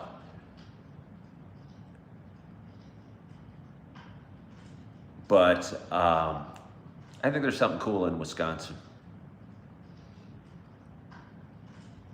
What kind of cheese is in Wisconsin? I have no idea what the big deal with cheese in Wisconsin is. I don't know why cheese is better in Wisconsin, or if it is better. There are a lot of transplants in Illinois. You mean people from other places? What soccer team do I support? Liverpool, naturally. I look just like Arnie Slot, the coach of the Liverpool football team. I just answered. Liverpool. I'm a huge fan of the Liverpool football team. Dutchie likes quiet, peace, and farmland. What's neat is, again, I live in Appleton. It has a very urban feeling downtown, but every direction, if you go a mile or two, you're in farmland, which is kind of neat for me. Who's my favorite Liverpool legend? Paul McCartney?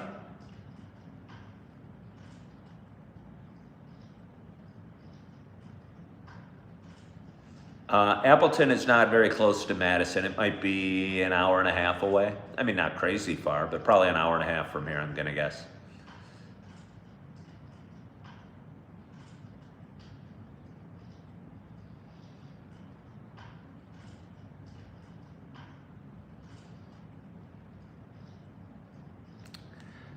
Three shots of rum in the coffee, only three.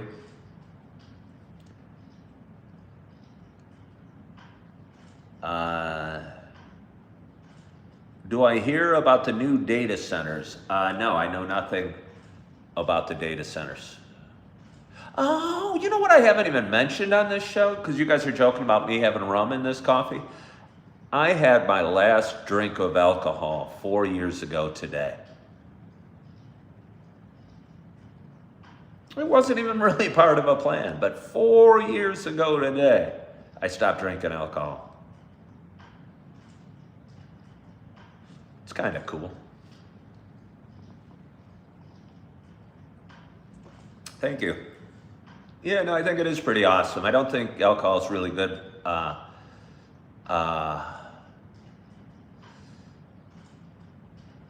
for anybody, really. You know, if you can do it in moderation, but I'm not a moderation. What was my last sip? It was a Stella Artois.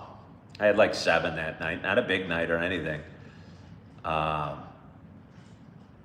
It wasn't a big night, but again, I just separated from my second ex-wife for the 10th time and said, wow, I was feeling really bummed out that night. Not because of her, but just, I didn't like the way my life was heading or how I was feeling and feeling it, so many dark thoughts.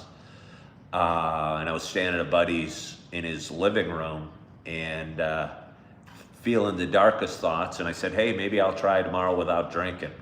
And I haven't had a drink since. Hello, Mike, how are you? Thank you, Angela. Don't worry, I will never give up on tacos. The problem with Mexican, if there's a problem with Mexican food, is it's all kind of the same. Like, I had nachos last night, and nachos are just reconfigured tacos. I didn't have any lettuce on them, but I had guac, I had olives, I had green and red salsa, ground beef, and nacho chips. And those are just crushed up taco shells. Is Stella Belgian? I don't even remember. Well, thank you. In no way affiliated.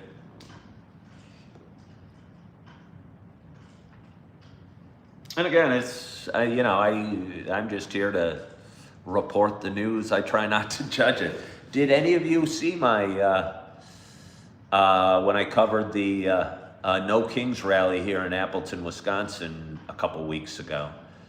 I just went, I think I'm fairly good at throwing my opinion in if needed, but I'm also pretty good at keeping it out. And I was covering a lot of political activism that I don't necessarily agree with, but nobody there would have known that I disagreed with them on a lot of issues. How old are me? I'm assuming you're going to say me. No Kings did a protest in the UK. King Charles wanted to crush the rebellion.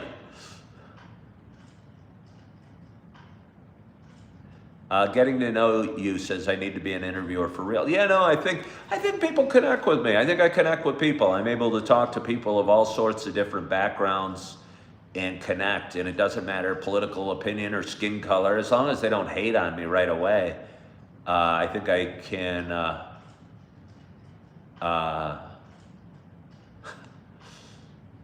Connect with most people.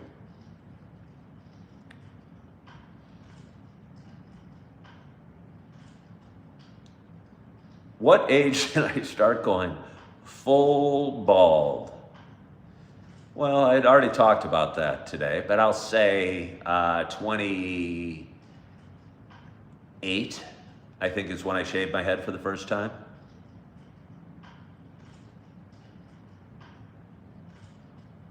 I could do voiceover work or radio DJ.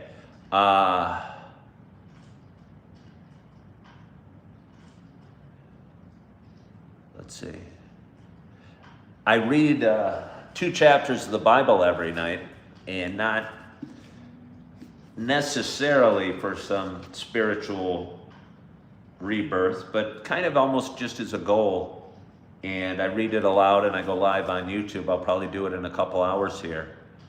So if you want to hear me read the Bible, I'm reading, I think, chapter 25 and 26 from the book of Exodus tonight. But we're not going to do it right now. Oh, we're not going to do it right now. You think we witnessed an inflection point today. When I first tuned in, you were talking about what job would fit your skill set. Now you're talking about why your skill set is a fit for this job. Well, I've definitely battled with that, you know, because I have real life issues too. I didn't start out trying to do a show or become a content creator. I started this 6.5 years ago, and I just started talking on video, and people started watching. So when I had people hop on and say, why should I watch this? I go, I don't know, maybe you shouldn't. But I also have real life concerns and bills to pay. So I find myself working and feeling unsatisfied oftentimes, doing a job or having a boss I probably don't respect, or a job that I feel is valuable.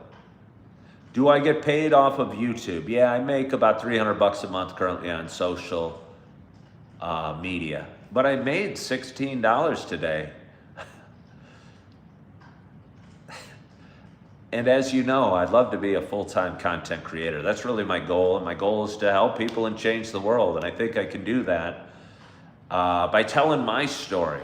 And the more I talk, it seems, although my issues might not be your issues, I've realized by doing this show, we all have issues we're facing. And by me sharing mine, I think it makes other people feel better about what they're going through, and realize they're not alone as they face the day. And my goal is to help those that need it by creating content and going live every day. And if you'd like to help me achieve that goal, please consider donating to my show. I'd greatly appreciate it. Do I only do YouTube? No, I post on TikTok and Instagram as well. TikTok barely pays me anything, and Instagram doesn't pay me anything. Oh, hey, Glenn Quagmire, thank you so much. I so appreciate you doing that, Glenn Quagmire. You're awesome. I'm not a lawyer. I don't like lawyers. I'm twice divorced. I have a legal issue I face on Monday. I don't like lawyers. I'll tell you what, lawyers suck a lot of times. Yeah. They know how the system, oh wow, hey Wholesome, wait, where'd you go? Thank you so much, Wholesome Grail, for that. I appreciate you guys. I really do. For anybody that does donate, I say it a little tongue-in-cheek, but I guess I shouldn't. I do appreciate it, and I would love to be a content creator full-time, and I hope my videos do make a difference. Yeah, but no, I don't like lawyers. I'm not a lawyer. Do I voice act? I have a nice voice. I've heard that.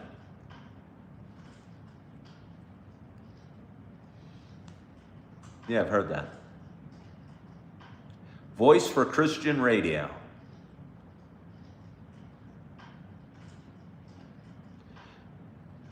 And yes, I could be a DJ,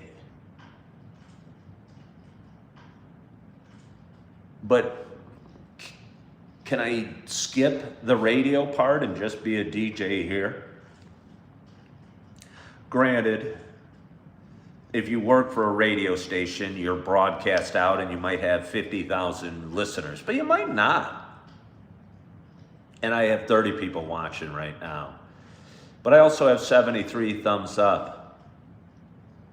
Wholesome Grail says, this is the new radio. Radio is dead. Voice for Ken Radio. I could do voiceover work. Okay, real quickly on that.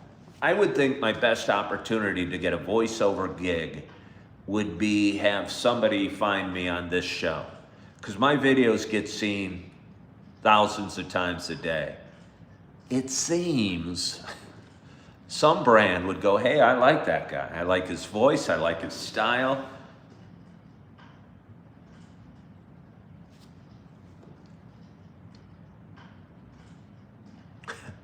Somebody said I dodged 2 bullets.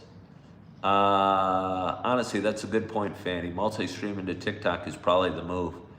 Multi-streaming. I did that for a while, where I had like my computer. There was some issue with it. It was a little distracting. Dutchie listens to me. Well, I appreciate that. I'm also on Spotify if anybody cares. But I only have 26 followers on Spotify. I tell you what, that's a hard thing to grow.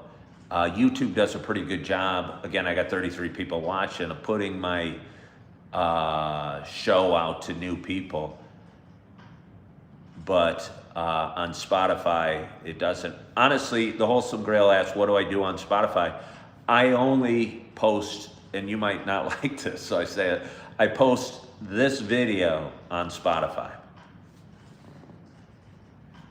And every other live stream I do, I post on Spotify. For anybody that wants to listen to me while driving in their car or what have you. Spotify, as far as I know, is a podcasting app. And a lot of people say, I should do a podcast, or I should do a radio show, or I should do voiceover work. And I go, well, you know, I'm already doing this. And so about 4 months ago, I committed to posting these videos over on Spotify, and that's what I do. Is this a real brick wall? It certainly is. It certainly is. Yeah, no, it's this building's over 100 years old, and it is definitely a real brick wall. It's really cool. It's really cool.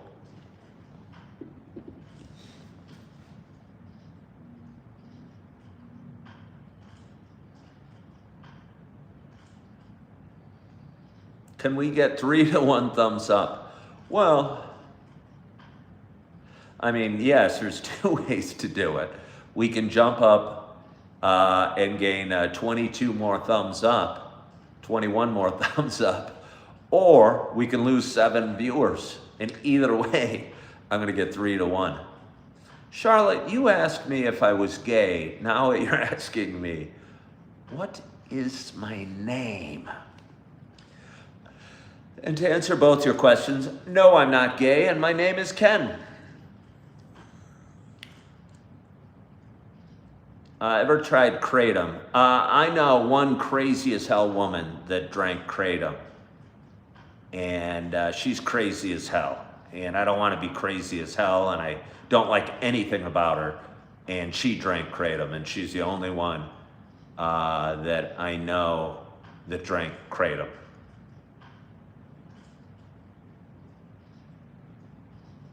So that's my thoughts on Kratom.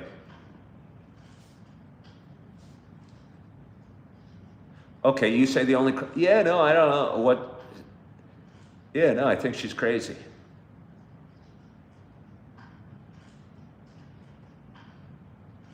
I don't know anything about it outside of the one person I know I don't like at all, and she drinks it. Other than that, I think it's a tea. Is it a tea? Am I reading the Bible? I read the Bible every night. If there's anybody out there that wants to hear me read the Bible, I go live every night and just read 2 chapters. My videos are usually about 10 to 15 minutes long. I sit right here.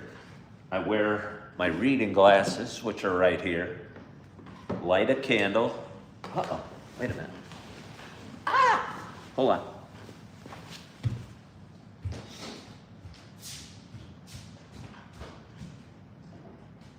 I left my candle over on the table.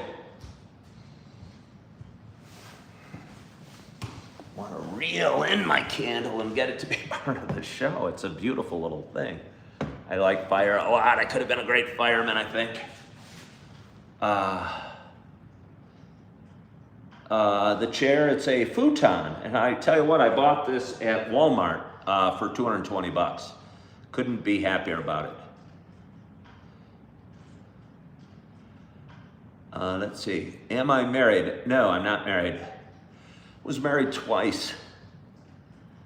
The second time for about a year. I almost shouldn't even count it.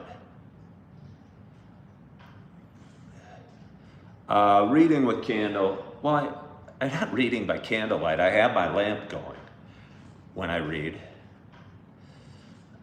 So don't you worry. I just like the flickering flames. Do you guys want to see my fireplace? There's my fireplace. What do you think of that? Isn't that pretty? Isn't that pretty?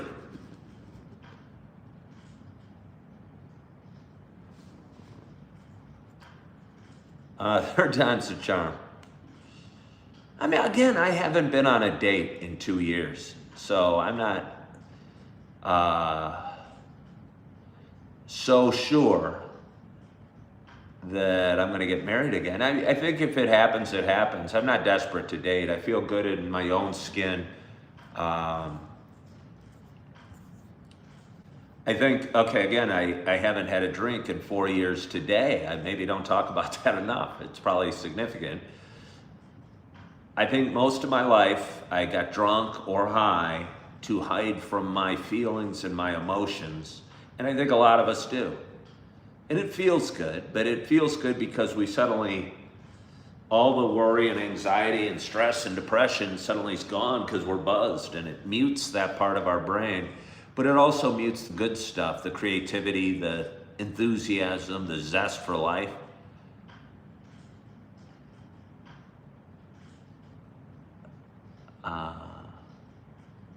Let's see. You can hang out with people, date people. You don't have to get married. You're better off single for a while. I've been single for a while. I'm single. I just don't even go on dates. Oh, I'm 28. You're the sweetest thing. I'm not 28. I'm twice 28 plus 1. Holy crap, 28. It doesn't seem so long ago, folks. It doesn't seem so long ago. Angela, I think that's what everyone does with weed. I did a show the other day. It was, I don't know, 4 or 5 days ago. I wear PJs for my morning show. And I had a great show. It's like an hour and 20 minutes long, and we went deep into weed. And I'll tell you what, I say a lot of controversial, I don't even try and say controversial things. But the thing I say that angers people the most, even more than, people get angry if they hear I vote for Trump. But I tell them that I don't think weed is good, or it certainly wasn't good for me. That really ticks people off.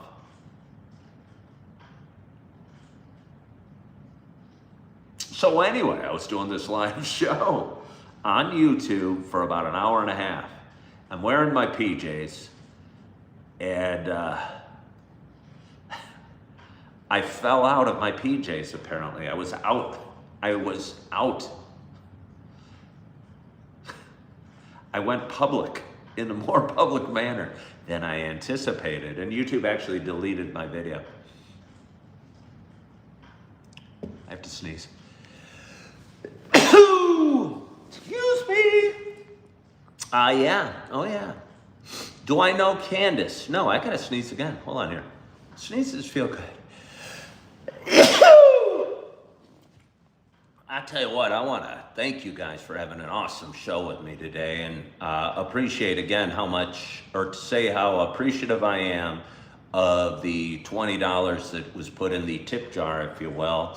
Again, I'd love to be a content creator and full-time, and I hope my show makes a difference and helps other people not feel so alone, or feel a little bit better about themselves. And if you'd like me to help me live my dreams of creating content full-time, and you want to throw a donation into the tip jar, I'd greatly appreciate it. How old am I? I am 57. 57. Worked out today. Felt good. I went back to the weight room.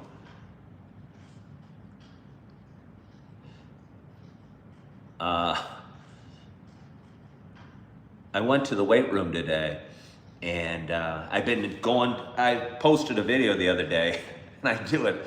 It's like a 1.5 minute long video of me flipping over a heavy tire in the fitness room, and I'll tell you what, that's an amazing workout and really enjoy it. But I went back into the weight room today and bench pressed and curled and did all my thing and feel really good. I would say you were 25 if I had hair. Okay. All right, James, thanks for tuning in today. I appreciate it. Yeah, no, I like being 57. I don't want to be 28 or 35. I'm proud of who I am and where I am at 57 and how I look and where I live. The one thing I wish I had better in life was saw my kids more, but some things you don't have as much control over as you think you do. And I have a legal issue that I'm dealing with on Monday, just as far as parenting time, nothing. And I was talking to a friend, and she was advising me to get all fired up and do all this research and all this other stuff. And no matter how much you prepare for some things, they're going to unfold as they're meant to. And I said I'd be better off applying for this job, following up with this one, going to the gym and working out, and charging forward. Have you ever tried resistance bands instead of weights? Better for my joints. Not really. No. I bench pressed free weights today and curled and did some other stuff. Do I hang out with my childhood friends? One of my childhood friends was watching today and donated $10 to the cause. And I mean, none of my childhood friends live in Wisconsin, but I'm still close with a lot of friends that I had from childhood. How much do I bench? Wholesome Grail, that's actually kind of why I switched to the fitness room. I was getting tired. My bench press was going up, and I was getting stronger every time I went. But every time I went, I felt like I had to hit a new record. You're pretty darn close, Wholesome Grail. I start at 135, I bench it 10 times. I go to 155 and bench it 10 times. I do 175 and bench it 10 times. And today I went to 195 and without a spot benched it 5 times. So I think I could probably bench 220 on a max if I had a spot. So you're really close with the 180 times 10. Yeah, no, I feel good. I tell you what, at 57, I had no idea you could be really strong at this age. I thought your body broke down. And I used to run marathons. I used to run track and cross country fairly competitively. And I have a bad right knee, and running's not very good for your joints. So I've been lifting weights, and I'm amazed how strong one can be at my age.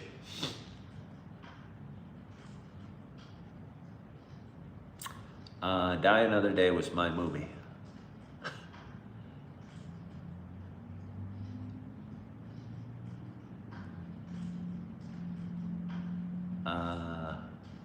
Yo, it is Ken. Hello, Antonio. How are you? Afternoon with Ken Bill Irvine. We're getting a second wave of followers. I've talked for 134 minutes. We've had a glorious audience with 79 people watching. You wish you could get into weights. You're a cardio junkie.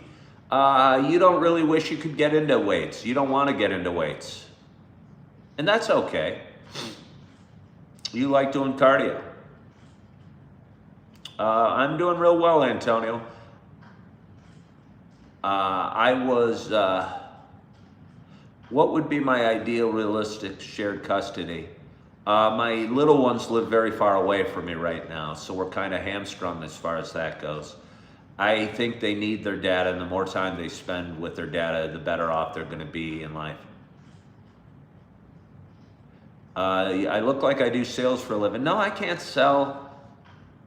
I think I'm pretty good at selling myself. In an interview, I'm very confident. When I worked at Target, I walk around and people think I ran the company and I was just stocking shelves. I carry myself with great confidence, but I'm not good at lying or doing anything for money, including generate commissions. I interviewed at a car dealership, I don't know, 4 or 5 months ago. And I went there and said, hey, do you think I'd be good at this? People say I'm a natural born salesman. I'm not sure. And they didn't offer me the job, but I don't think I really wanted it either. Because I think what I would have needed to do to be a good car salesman, I wouldn't have been comfortable doing. In No Way Affiliated gave me the great advice that I have an opportunity to get better at lying. What is my favorite thing about space?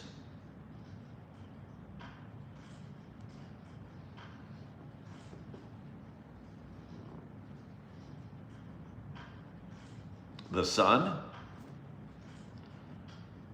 All right, well, thank you. Yeah, no, I carry myself with a certain confidence, I think, that people think I should be in sales. But again, I'm hoping to save the world and make it a better place and make you guys feel good. Oh,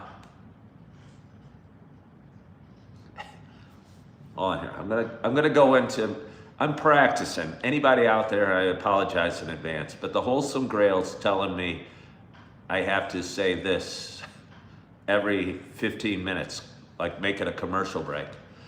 And really my long-term dream is to be a full-time content creator. And I believe my show, Coffee with Ken, my Bible reading, even this afternoon's show, hopefully offers value to you, the viewer. And I talk about mental health and relationships and financial highs and lows and all sorts of things. And again, my dream is to make the world a better place, and I'd like to be able to do it full time here creating content. So if you guys want to help me live my dream, please feel free to donate a little bit to the tip jar today. That's what I call that little thing up there. It's got 20 bucks in it, and it always makes me feel good doing this show, and I hope it makes you feel good as well.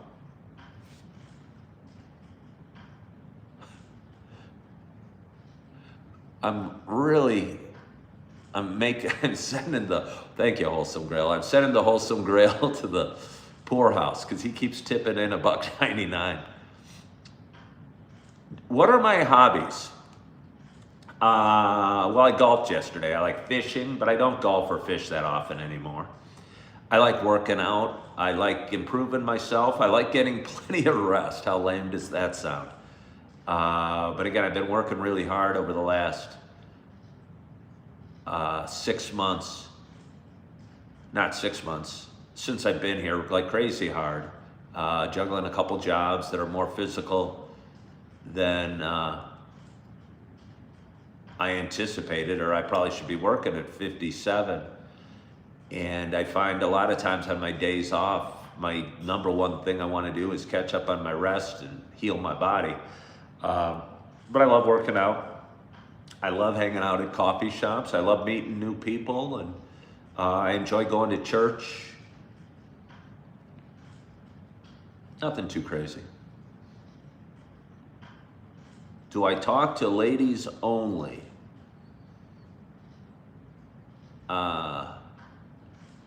Do I talk to ladies only? I don't think so. I talk to everybody. I can't help it. I can't help it. What a glorious audience we have. What a 82 thumbs up and 25 people watching. I'm not responding. You're not saying anything of value. If you say nothing of value, I'm not going to respond.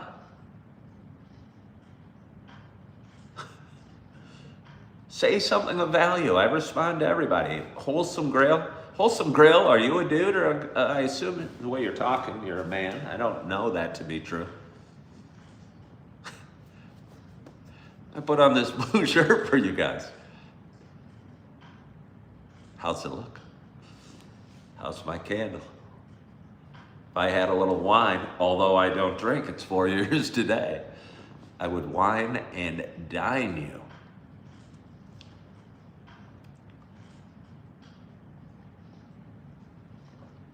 Oh, good.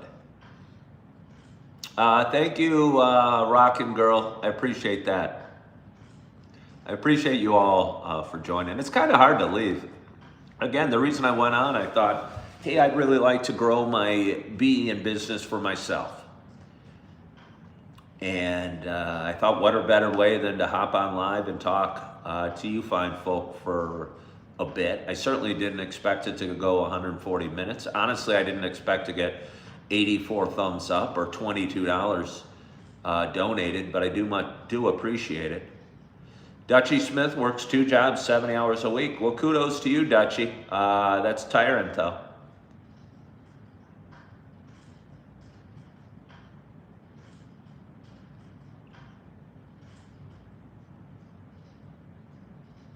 How much money do I actually make from this? Well, I've said that a few times already today. I've said it a few times already. I make about $300 a month on YouTube.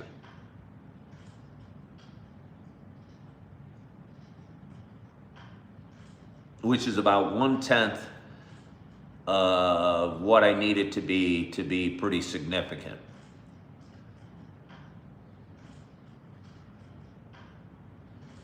I like to make 22 shekels per hour. What is this about? I don't know. Do other live people, is the goal to do this full time? Yeah. The goal is to change the world, Captain Cake, and make the world a better place and make people not feel so alone, so anxious, so depressed.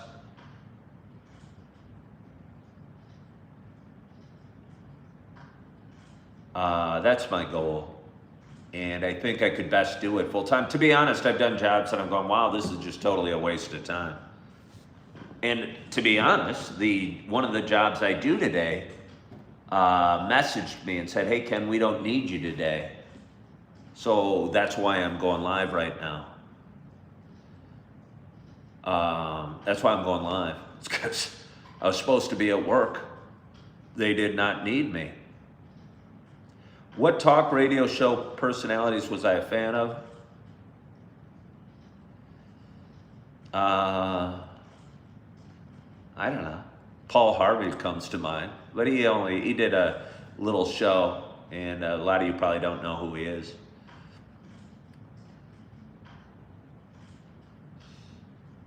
And to come together over coffee, yeah, make the world a better place.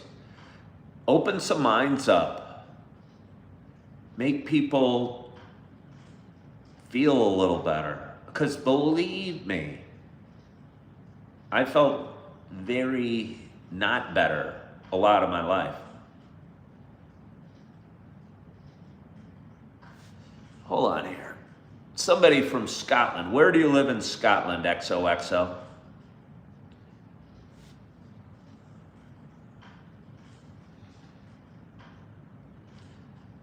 Pulled apart 2 boats, probably 10,000 staples.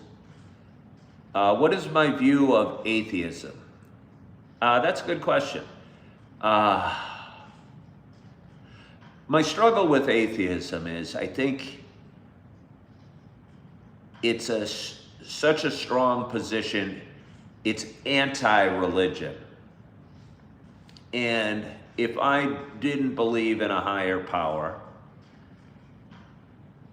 I don't think I'd be so far to one side that I would be against religion. And I believe atheism is against religion. as opposed to agnostic that just doesn't really care either way and doesn't mind that there's a church over there. I think if you were an atheist, you would have to talk badly about religion, if that makes sense. And I just don't think there's a need for it. I'm not out trying to save the world in terms of bring Christ to. I'm not trying to convince anybody of anything. I'm just telling my story day to day, and hopefully my story impacts others and makes them feel better. Exo, you're from Glasgow. My mother grew up outside of Scotland. Did I ever sell a haunted house? I don't know if I sold a haunted house. I don't really believe in haunted houses. So I wouldn't say. What times do I go live? I go live every morning. This afternoon I'm just doing it for fun because work called and they didn't need me in today and I was a little frustrated. I was in the bathtub. Oh yeah, I take bubble baths, but I'm not gay. And said, I don't want to be an employee. I don't want to put my financial future in some other company's hands. I don't want to have a boss. I want to do my own thing. And while doing it, I said, hey, let's go live this afternoon. And here I am. And we have a great audience with 88 people giving me the thumbs up. We have a very generous audience with $22 donated to the cause. And I probably picked up a few subscribers as well.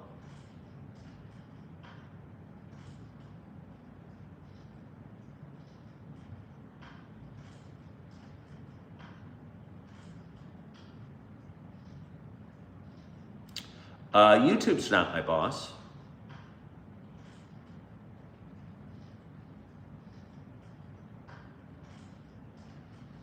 Yeah, no, Captain Cake is a business owner. Again, I was a realtor 17 years, and there was more to it than people know.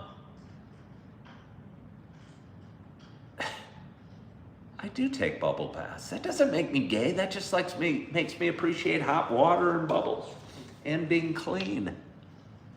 I look so professional. It's like you're a real estate agent or something. Well, I appreciate that. I used to be a realtor. Yeah, for 17 years. I don't think men are a little gay. I don't think a man can choose to be gay. I think a woman can choose to be gay. What do I do currently? I have 2 jobs. I don't want to talk about what they are just because I got people that don't like my show very much. And I've had people find out where I work and harass my owners and try and make me lose my job.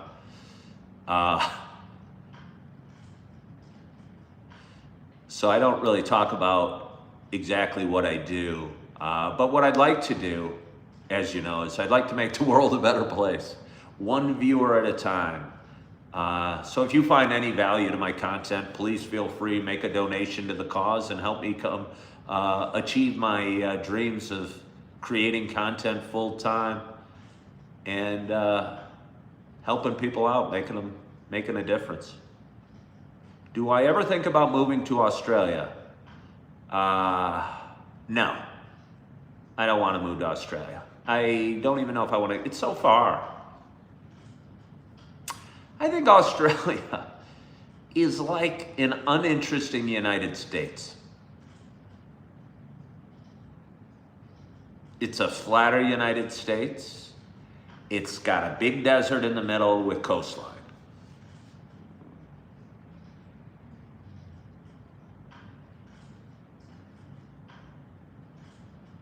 Let's see, hold on here 1 sec. Somebody asked, why did I stop being a realtor? I never thought I made a difference.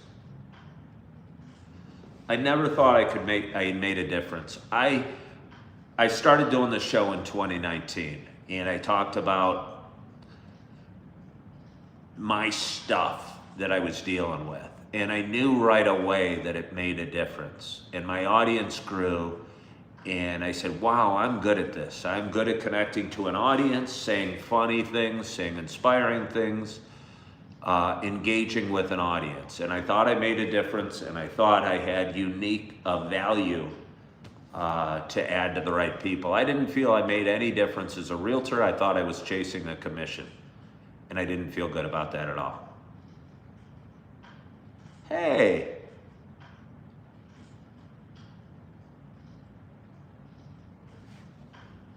Wait, I keep saying base things. What does a base thing mean? If you got money to keep throwing at me, you should listen. I have a lot of things. I don't even know what based means. Did I have a midlife crisis? I don't mean really anything bad about Australia. I'm sure the beaches are beautiful. I like the accents. I like kangaroos. I like koala bears. I bet you the women are hot on the beaches. I got nothing really against it, but it's not, I just think it's like a little United States, but less interesting. I think in the middle of Australia is dry as crap, and I don't like desert. And I'm betting the middle of Australia is dry as crap.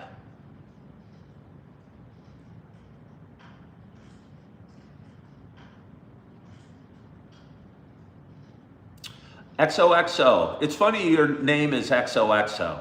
Again, I mentioned earlier my mother grew up outside of Edinburgh, and I used to get occasionally letters from my aunts and grandparents and family over in Britain, and they often would sign it XOXO. I know that, I think that means hugs and kisses, but just seeing that your YouTube name is XOXO makes me think of my Scottish relatives. Do you know Edinburgh very well, XOXO? Wait, somebody asked me a serious question. What does based mean? I don't even know. I love the Scottish accent. XOXO, are you a woman? Are you, I don't even want to give an age range. I think I'd love to date a Scottish woman. I'm wholesome because I literally love himself too much. I don't think loving yourself and wholesomeness necessarily go hand in hand. Ivan Bognar had a serious, wait, it's $26.95. Did I miss something?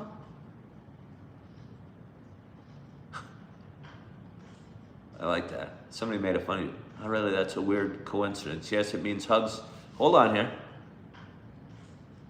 I'm a 33-year-old woman. My mom's from Edinburgh. I was born in Glasgow.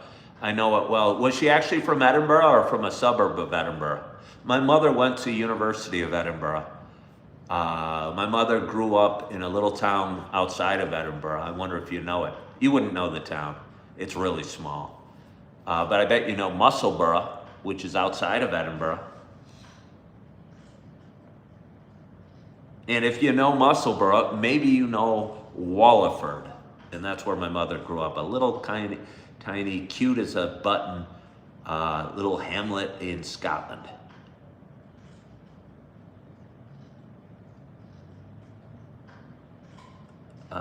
It's just that there are very few based lefties. I still don't know what based means, though.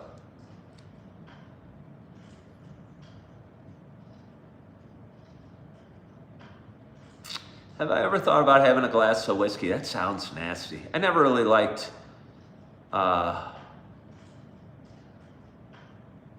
whiskey a whole heck of a lot. I mean, I like Jack and Cokes.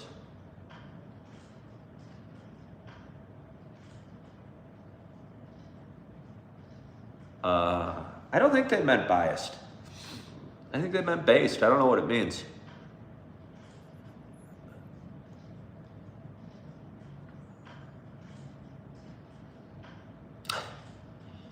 Did she make you all nice traditional Scottish food? You must have been fed well with the Scottish mother. I can tell you've been raised by a Scot. You seem to be raised right. Don't, look, I like you. You're 33. You're too young for me, but you're Scottish, so I could overlook that. But I don't think the food in Britain is very good at all. I don't think the food in Britain was good at all. That's the one I love. People ask me what's my favorite place in the world, and I'll often say Edinburgh. But I don't remember the food in Scotland outside of the fish and chips. The little fish and chip shops were wonderful. Ooh, black pudding or haggis. Oh, I've tried both. Blah, blah, blah, blah. Come on, haggis isn't good, nor is black pudding. I've been to Scotland. I know it's beautiful. I know the food's no good. The one bad thing about Britain, besides the fish and chip shops, is the food's atrocious.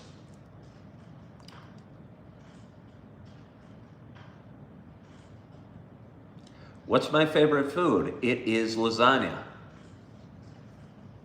Lasagna. All right, we're gonna at least get 100 likes today. Looking somewhat like a tough guy has made you such a narcissistic bully. Change my thinking? No, I'm not gonna change my thinking. Stop watching my show.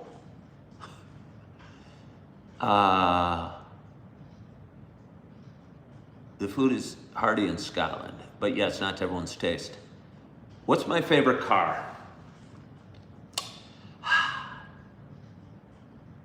I'm gonna say right now, okay, first of all, I drive a Kia Soul. I bought it just about a year ago, and I couldn't believe they sold it to me. And I moved into it. I was living in a Kia Soul for 2 months, November and December of last year.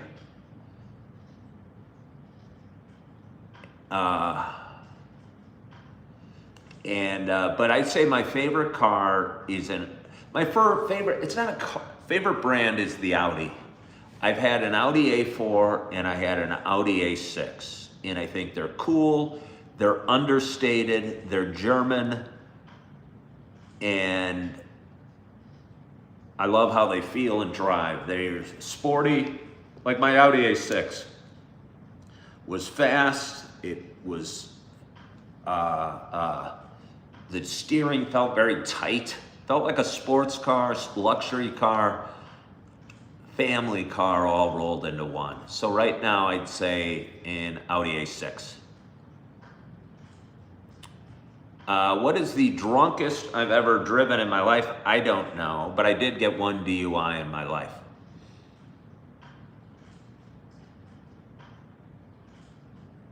In 2019, in August. It did not stop me from drinking. I'm certain I'd been more drunk at other times, far more drunk, but that's the one time I got caught. I think most people have driven drunk a ton of times. What was my first car? It was a Nissan 240 SX. Bought it new, bought it right after graduating college. I think the sticker on it was like 17,300 or 18,300. It looked like a sports car. It was beautiful.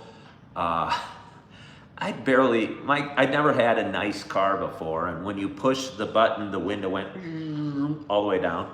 I thought that was pretty cool. What's funny about it though, it had only 140 horsepower. 140 horsepower. And I don't know if I've ever owned a car with that small of engine. I guess I don't know what my Kia Soul has, but it was so not fast, yet it looked like a sports car.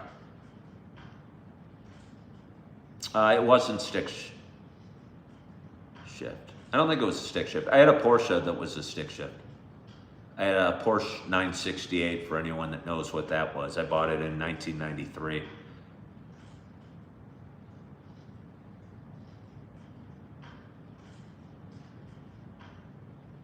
Hey, Dutchie, thank you for hopping on so much. I really appreciate you guys. I really appreciate the great audience we've had today. It's about 6 o'clock. I've almost talked for 3 hours. We've had a glorious audience. We got 92 thumbs up. We got 36 people watching. We got $26.95 so generously donated.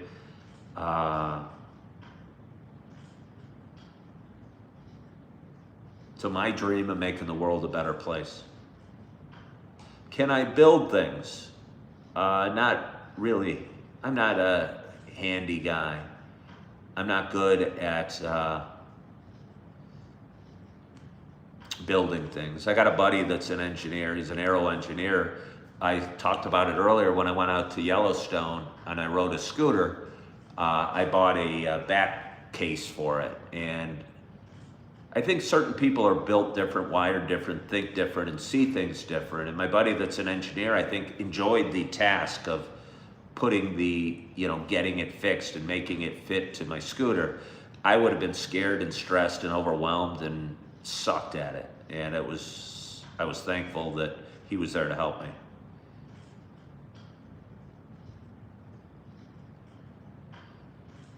Yeah.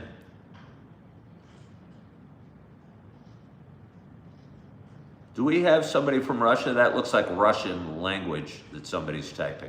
I'm watching a movie, a Russian movie. Who knew Russia had a movie studio? But a Russian movie about Mikhail Kalashnikov, the inventor of the AK-47. And it's pretty good. It's pretty good. I'm about 2/3 the way done.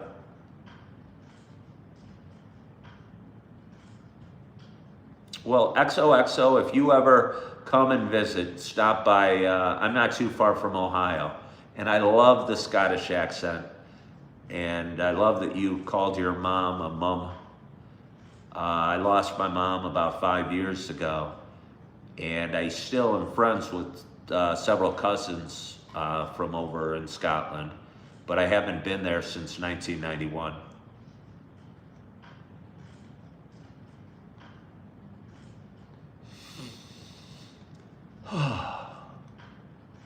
Well, it has been, what's an AK-47? It's a gun. It's a rifle. It's probably the most sold gun in history. I mean, I don't know that to be true, but it's a very popular gun that's worldwide and has been. But anyway, it's Tuesday night. It's early evening. I want to thank you so much for joining me today.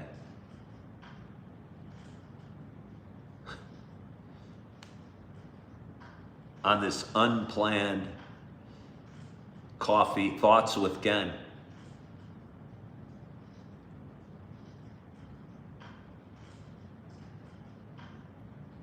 How can everyone be this boring and desperate? Now, I don't believe you find me boring.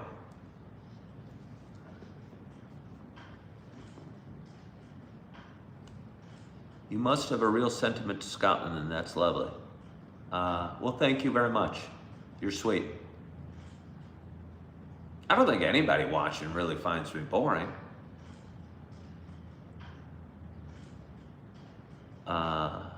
Well, getting to know you, it was nice to get to know you too. I don't know what DPDR is. And to be honest, I'm not sure what Slanjava means. Is that like a toast to something? Oh. Yeah. Me amusing, but I'm boring. Somebody look up the definition of amusing and the definition of boring. I almost think those are definitionally the exact opposite words.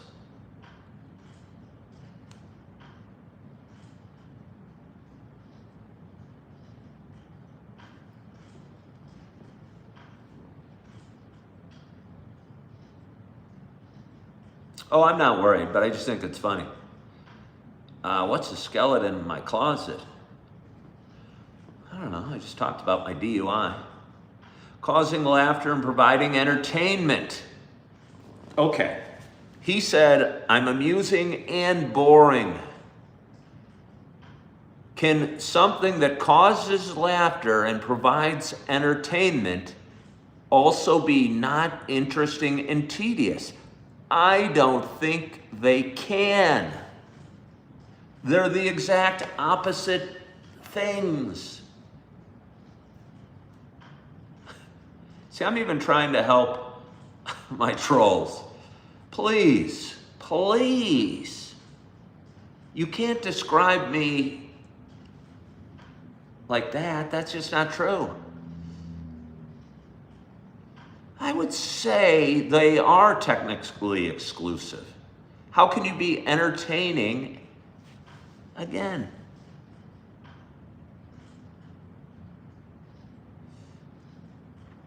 I don't believe it. If something made you laugh but was uninteresting, can you wear me as a hat?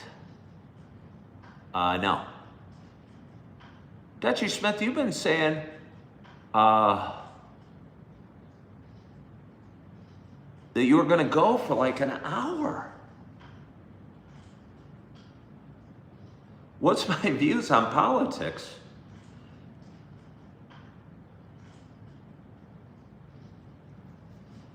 Who can quit me?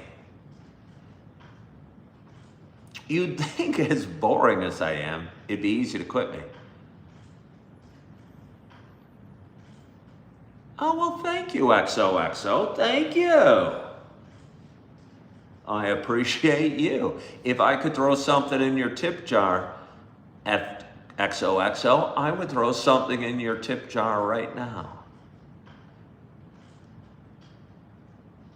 I would. That was very sweet of you. Hey, Dirty Muffler, my goal is to make your life better. And if you want to continue for me to make your life better, if you'd be so kind and let me live my dream and put a little donation in the tip jar, I'd greatly appreciate it. It'd be awesome. I don't know what based means. Hello, Schlevel Knievel. How are you?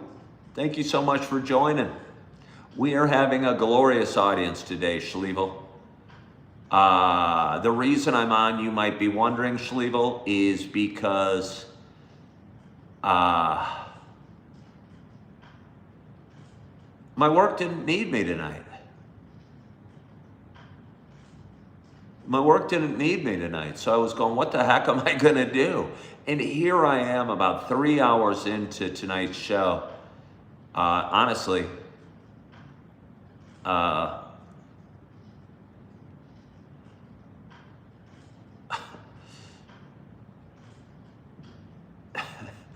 don't need to be too honest. Yeah, it's basically just being based in fact.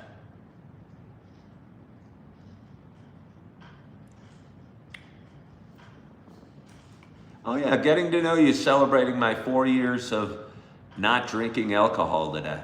Well, thank you. Hello, Laura Couture. How are you? How are you? Again, one of the most glorious audiences on history. Am I a Christian? Am I a Christian? Yeah, again,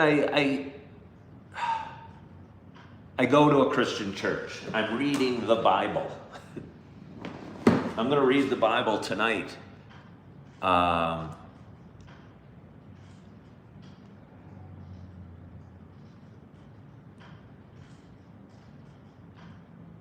going to say I don't like to be put in a box or labeled, really.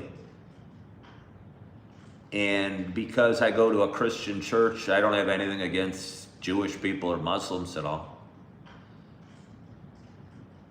It has been a glorious audience. It's been an amazingly glorious audience. Oh yeah, okay, Wholesome Grills giving me what to say. Yeah, how old am I? I'm 57. It's been an incredible audience, a generous audience.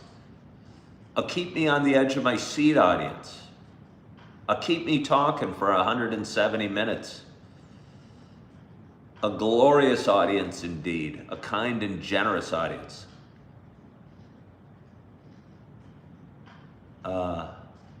Wait, hold on here. Let's see, don't look like 57, I'd give 45. Well, Laura Couture, you're the sweetest thing.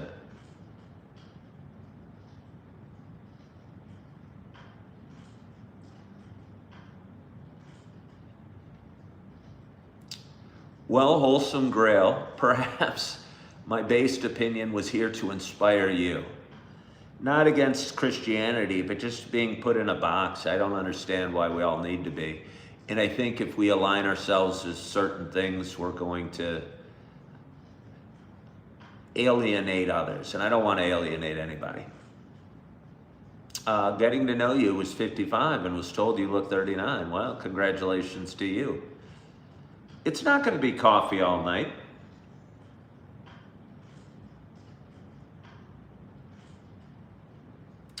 I don't know who Tommy Robinson is. So when you ask if I like him, I mean, it's nothing personal, but I don't know him. So I don't like him, but I don't dislike him either.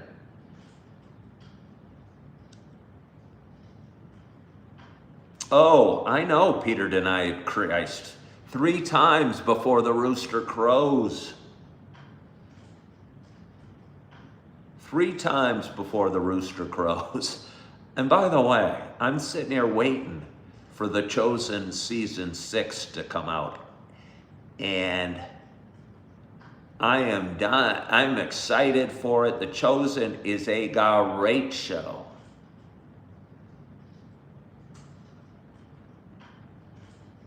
A great show. And for anybody that's bummed and watched The Chosen and it ends when Judas kisses Jesus, and I'm going, wait, how can this end? How can it end? Jesus hasn't been crucified and didn't get reborn. It can't, the story can't end like this. But I didn't know there was going to be more seasons coming out. I power watched it a couple months ago. And, but anyway, for anybody that's in a similar situation like that, I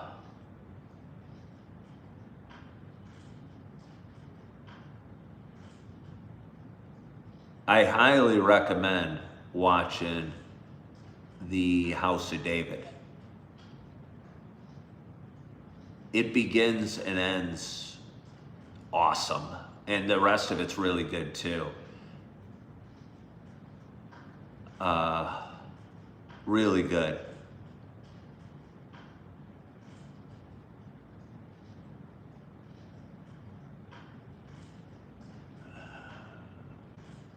Yeah, no, House of David's super good. And just the battle he does with Goliath, and how the fact that this geeky little kind of guy that sings and plays the harp is the one guy that's brave enough to take on Goliath gives me the chills just thinking about it.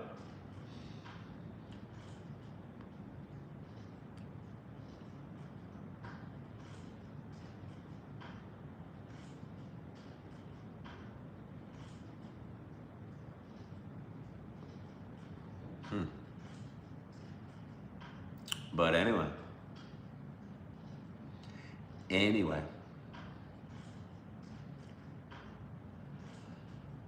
Do I have a girlfriend or a wife? No, I don't.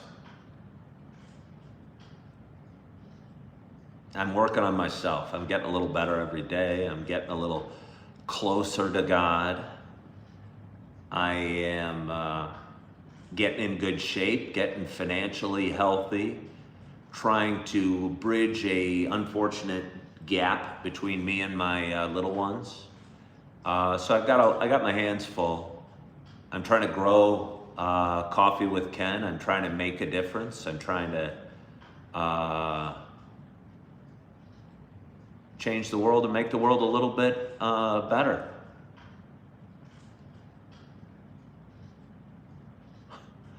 Ned Bennett said, he thinks I have a girlfriend and I'm hiding it.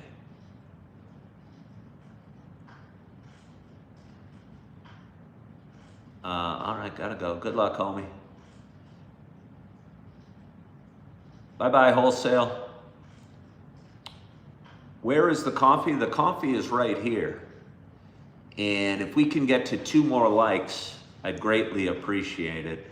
Because I think I've talked for almost 3 hours now, and we've had a glorious, glorious audience today.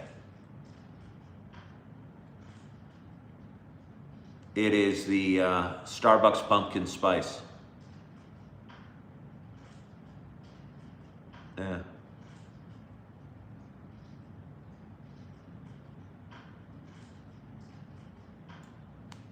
And it's been delicious.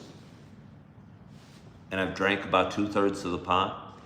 And we just crossed over 100 thumbs up. And we have $27 in the kitty. And I want to thank you for all the love and support you guys give me and encouraging me to go live and help me have a great show tonight. It's been wonderful. I'm going to be going live again in a couple hours, but I'm just going to read a couple chapters from the Bible, so it's going to be a lot different. So if anyone would like to join me in a couple hours, I think that'd be awesome. I'll be reading chapter 25 and 26 from the book of Exodus. And I'd love if you'd join me. I hope you subscribe to my page. And hope you had a wonderful day. I want to thank you for joining. I hope you, like I said, had a wonderful day. You are feeling good. You are loving yourself. You are forgiving yourself. And as always, I hope to talk to you soon. Bye-bye.